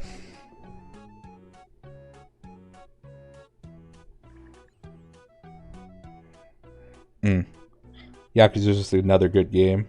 It's another one that people should just experience.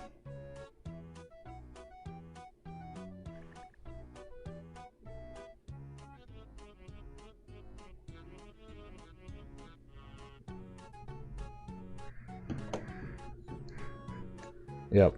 I know a lot of people are covering Yakuza right now for their live streams, and I'm very happy for that.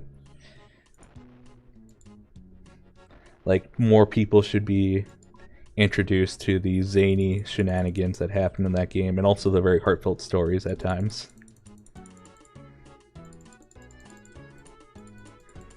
I don't know if I don't know if I'll play through the games. I would like to, but I don't know if I will.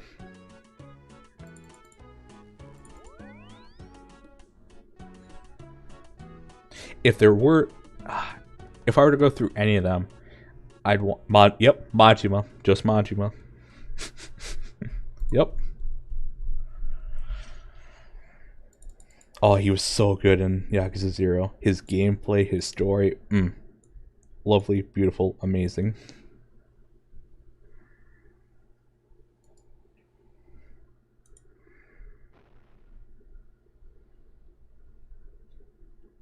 Let's see. Yeah, I definitely want to go through 3, 4, and 5, because those are the only ones besides, you know, the newest one. Definitely want to go through those, because those are the ones I know the least about, 3, 4, and 5. And I know that the HD collection came out for 4 and 5, so it'd be definitely a good excuse. And I wouldn't mind like playing through 1, 2, and 1 and 2 just so I can go to 3, 4, and 5. But I know if I were to do that, that'd be a big chunk of the content that I produced for a while. That doesn't mean like I can't like spread it out a bit, but I just know that'd be a lot. But it is Yakuza, and I know people love the antics that go on in Yakuza, so it might be.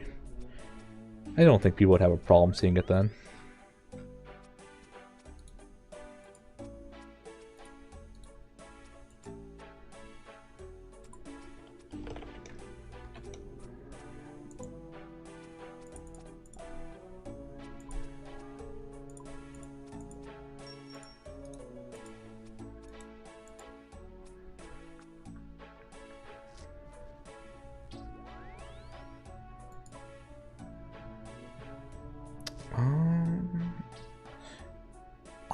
Iron. Do I have iron? Yeah, I got 3. Just eat 1.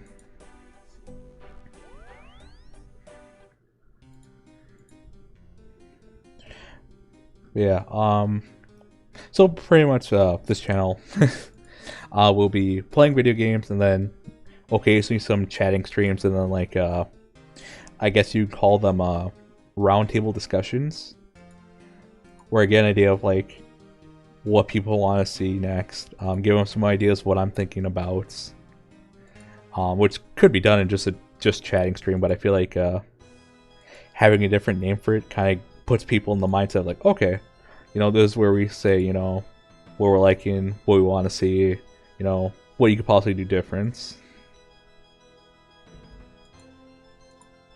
I'll probably never do a singing stream, because I personally don't believe I have the capability to sing properly. But I would like to get some training though later on down the line at some points. Like, you know, actually learning how to properly singing from I think the gut, they say. But yeah, I'll just be mainly gaming, chatting, and then at certain intervals, it'll be roundtable discussions to see what people are looking for, what people want, where I think where the ideas I have going through my head, gain some feedback on that. And then at some points, that's exciting. Yeah, I hope people really enjoy it.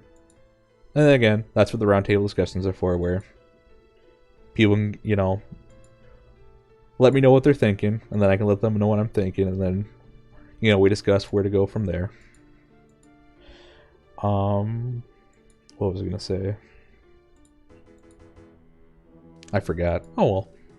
I'll remember some point later.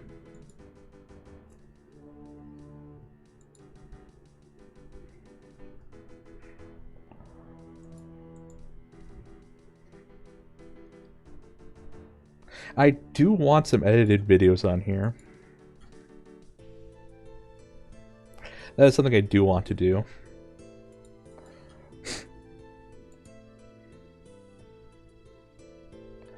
I'm a little conflicted on that though, but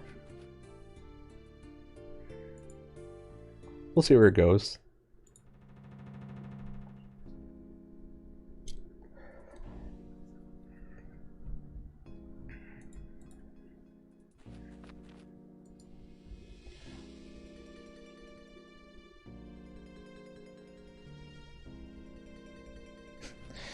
I'm trying to draw and watch at the same time. I also changed my Twitter account, though I am terrified. Yeah, Twitter can be crazy. That's the whole reason why I never got into it. Because I knew it can get a bit hectic.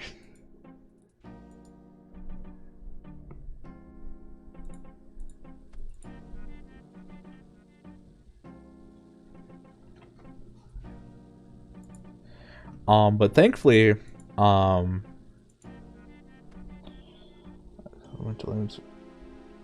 yeah, oh yeah.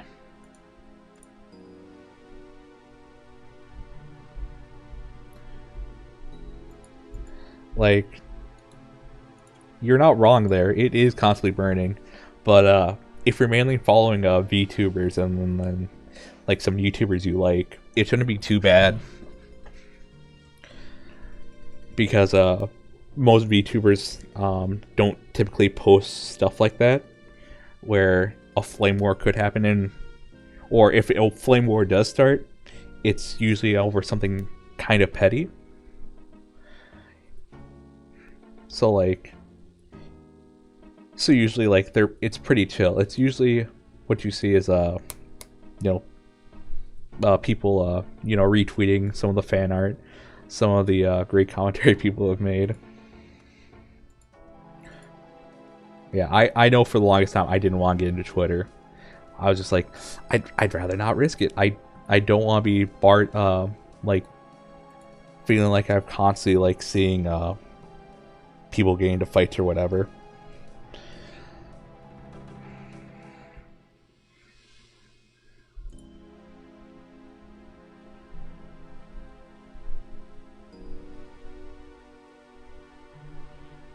Nice. Yeah. As long as you're, following the people who you like, and then if it's mainly just VTubers, it shouldn't be too bad.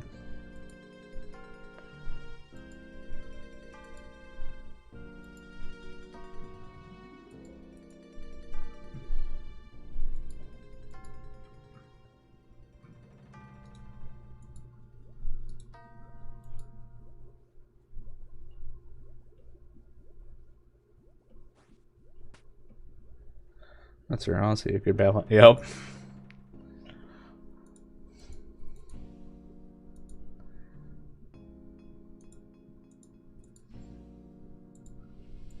I mean, there is like, the worry that as you become bigger as a content creator, that you start getting more hate or whatever.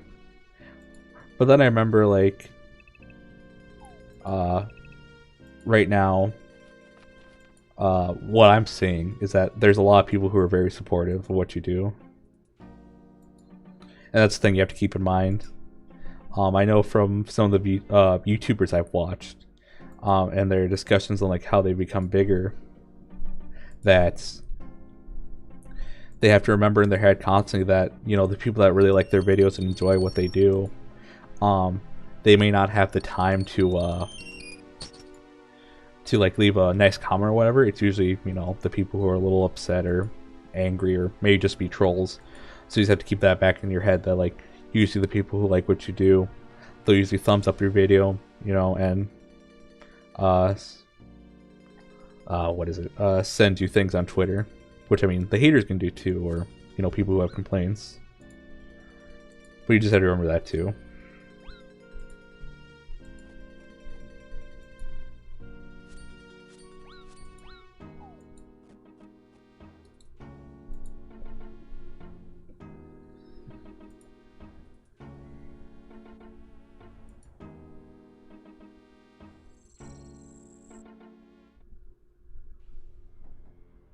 Yeah, yeah. No, yeah, cancel culture. Oof. It is very weird. You get a whole bunch of people who may not be a part of the community demanding change, and what they have to say is valid, but with what usually people are oh, do I need a spade?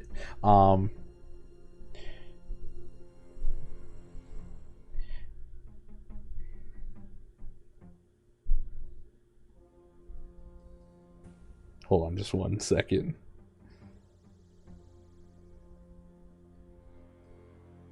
I needed a spade and I didn't bring a spade. Can I get a spade from somewhere? Oh yeah, Can't Sculpture's weird. It's a lot of people from the outside who may not really know what you're about, so they may already have the wrong impression. So they may think you're malicious when you're actually not. And then, because of what they're tweeting out or what they're writing about you, a lot more people on the outside get the wrong impression of you.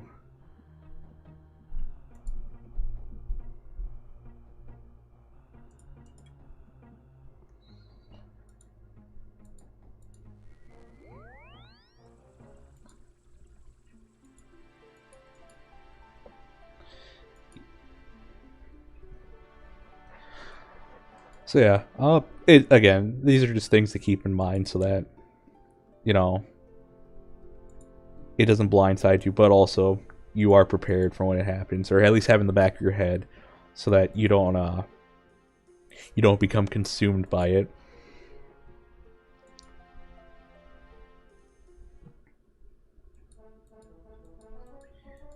Because I know right now, more likely than not, a lot of people that come in for these streams while I'm relatively small will be more of the supportive people. But like I know that when I get bigger, if I get bigger, I'm gonna say that I am gonna get bigger. But if I get bigger, there are going to be a lot more people who are very vocal about their disdain for me, and they may not even watch my videos and just put down like an angry comment or two.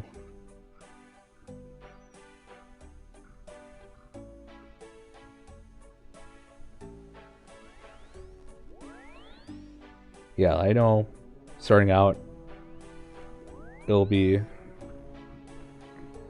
little more friendly, accepting, but I know later on it might get a little more hectic. This is really important to keep that in mind. Yep. Ta-da.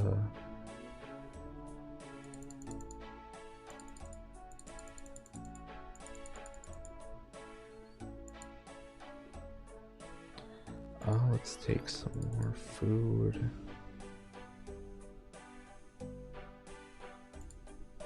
Yeah, that should be fine.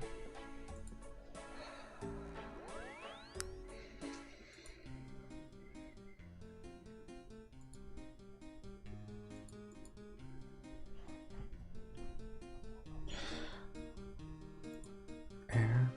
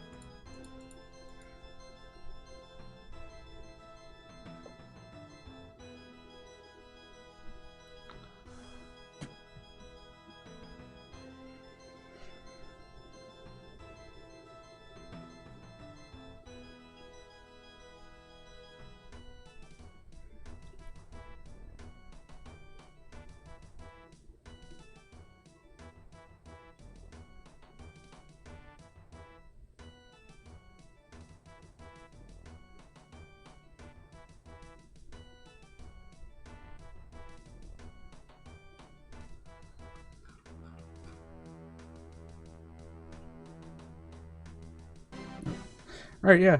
Have a good night. Thanks for stopping by. It was really fun.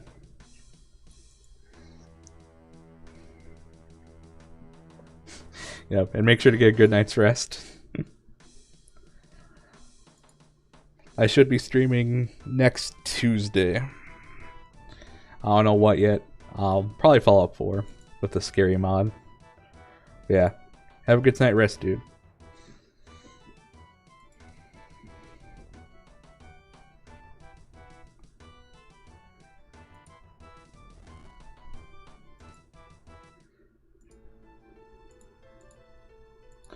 Alright, I will probably end stream after I get the Ivan start staff charged. And then I personally will be heading over to Coroner's channel.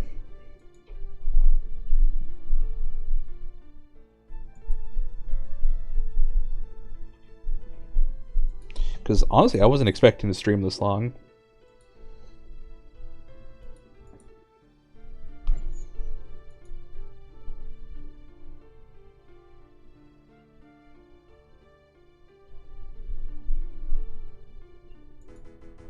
And also, I get started with the CCC event, or not CCC, the contingency contracts in Arknight, and do some homework, and also eat.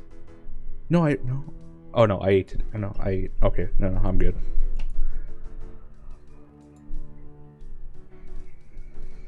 I'm gonna try to get through this as quickly as possible.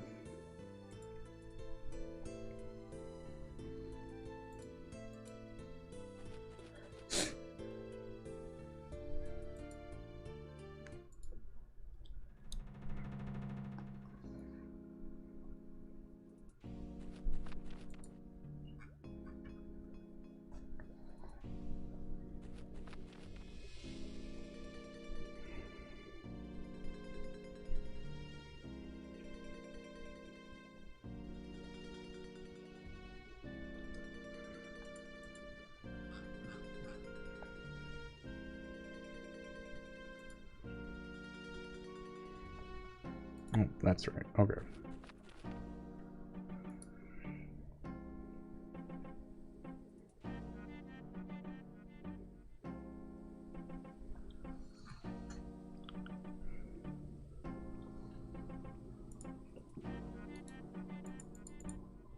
Come on. There we go.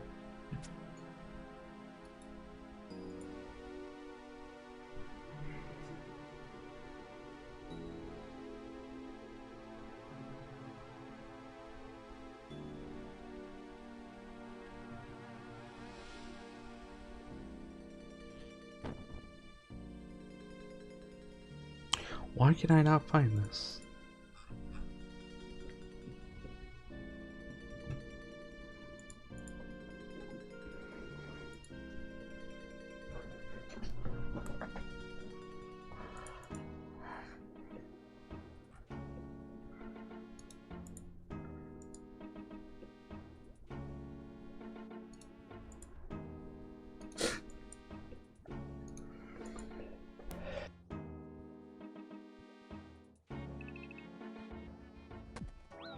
Excuse me, I just had to sneeze.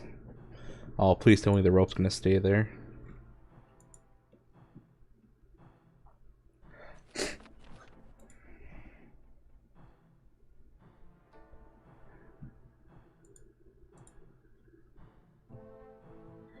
Heal up.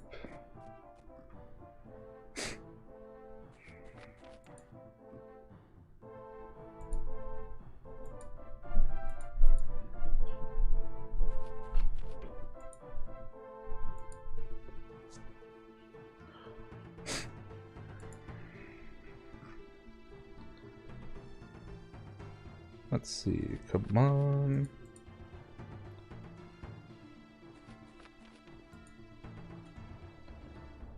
Please tell me I don't need another rope. Oh, I have to do this.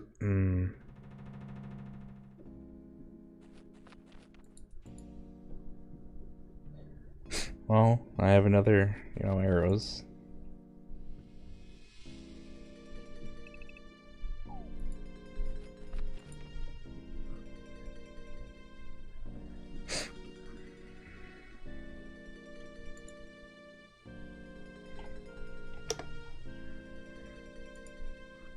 Let's see.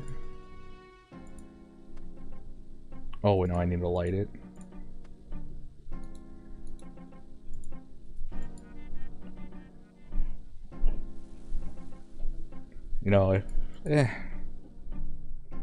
I might just end stream if the rope's not there and just go back to Varrock, and I'll do this another time. Oh, need actually.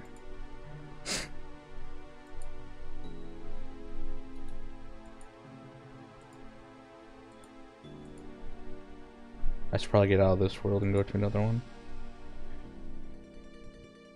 because I don't think my computer appreciates sending so much data and back and forth to Spain.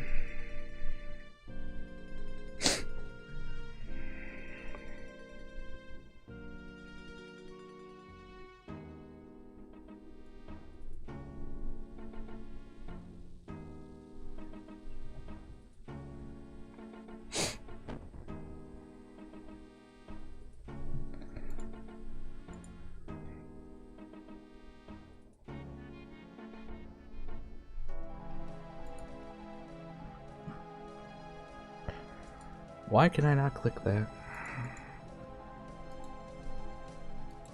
Is the rope not there? Alright, yeah, I'll just head back then.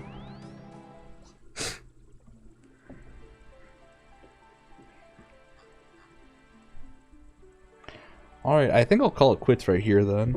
I really wanted to just do the Ivan staff right now, but didn't work out.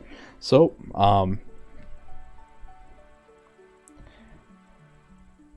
let's see. So, everyone, thank you for coming and watching. I had a lot of fun. It was really nice. To everyone who went in the chat, Morgs, Corner Channel, and also Rima, thank you for chatting. It was really nice. I had a lot of fun. And then also to just people watching in the background who may have been lurkers, or, you know, just the people who popped in for a couple minutes or two. Thank you very much for watching this. I had a lot of fun. I expected this to only be an hour stream, but I had a lot of fun. I was expecting to do just firemaking, then I did a lot of other things. Yeah, no. Thank you very much. I'll be back next Tuesday. I can't guarantee I'll get anything done this weekend. We'll see about that. I'll try to post more on Twitter. What's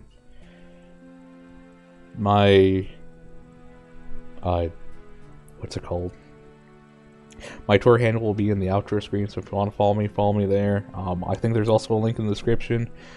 Also, to those of you who have made it this far, in every stream I'll do, there'll be a link under the little enjoy line, and it'll just be some random video. I guess that's one way to get to know me, is I guess through the content that I like. And I like it, so I thought, you know, I'd just share it. And yeah, I'll be back next Tuesday. I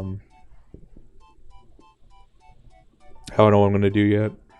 I really do think I'm gonna do Fallout 4 again. But yeah, thank you everyone for coming. I had a lot of fun. This was really nice. I had a lot of fun. It was really enjoyable. And I look forward to doing more things like this and having more fun interactions with you guys. But yeah, thank you for stopping by. Have a wonderful day / weekend. And I'll catch you guys next time.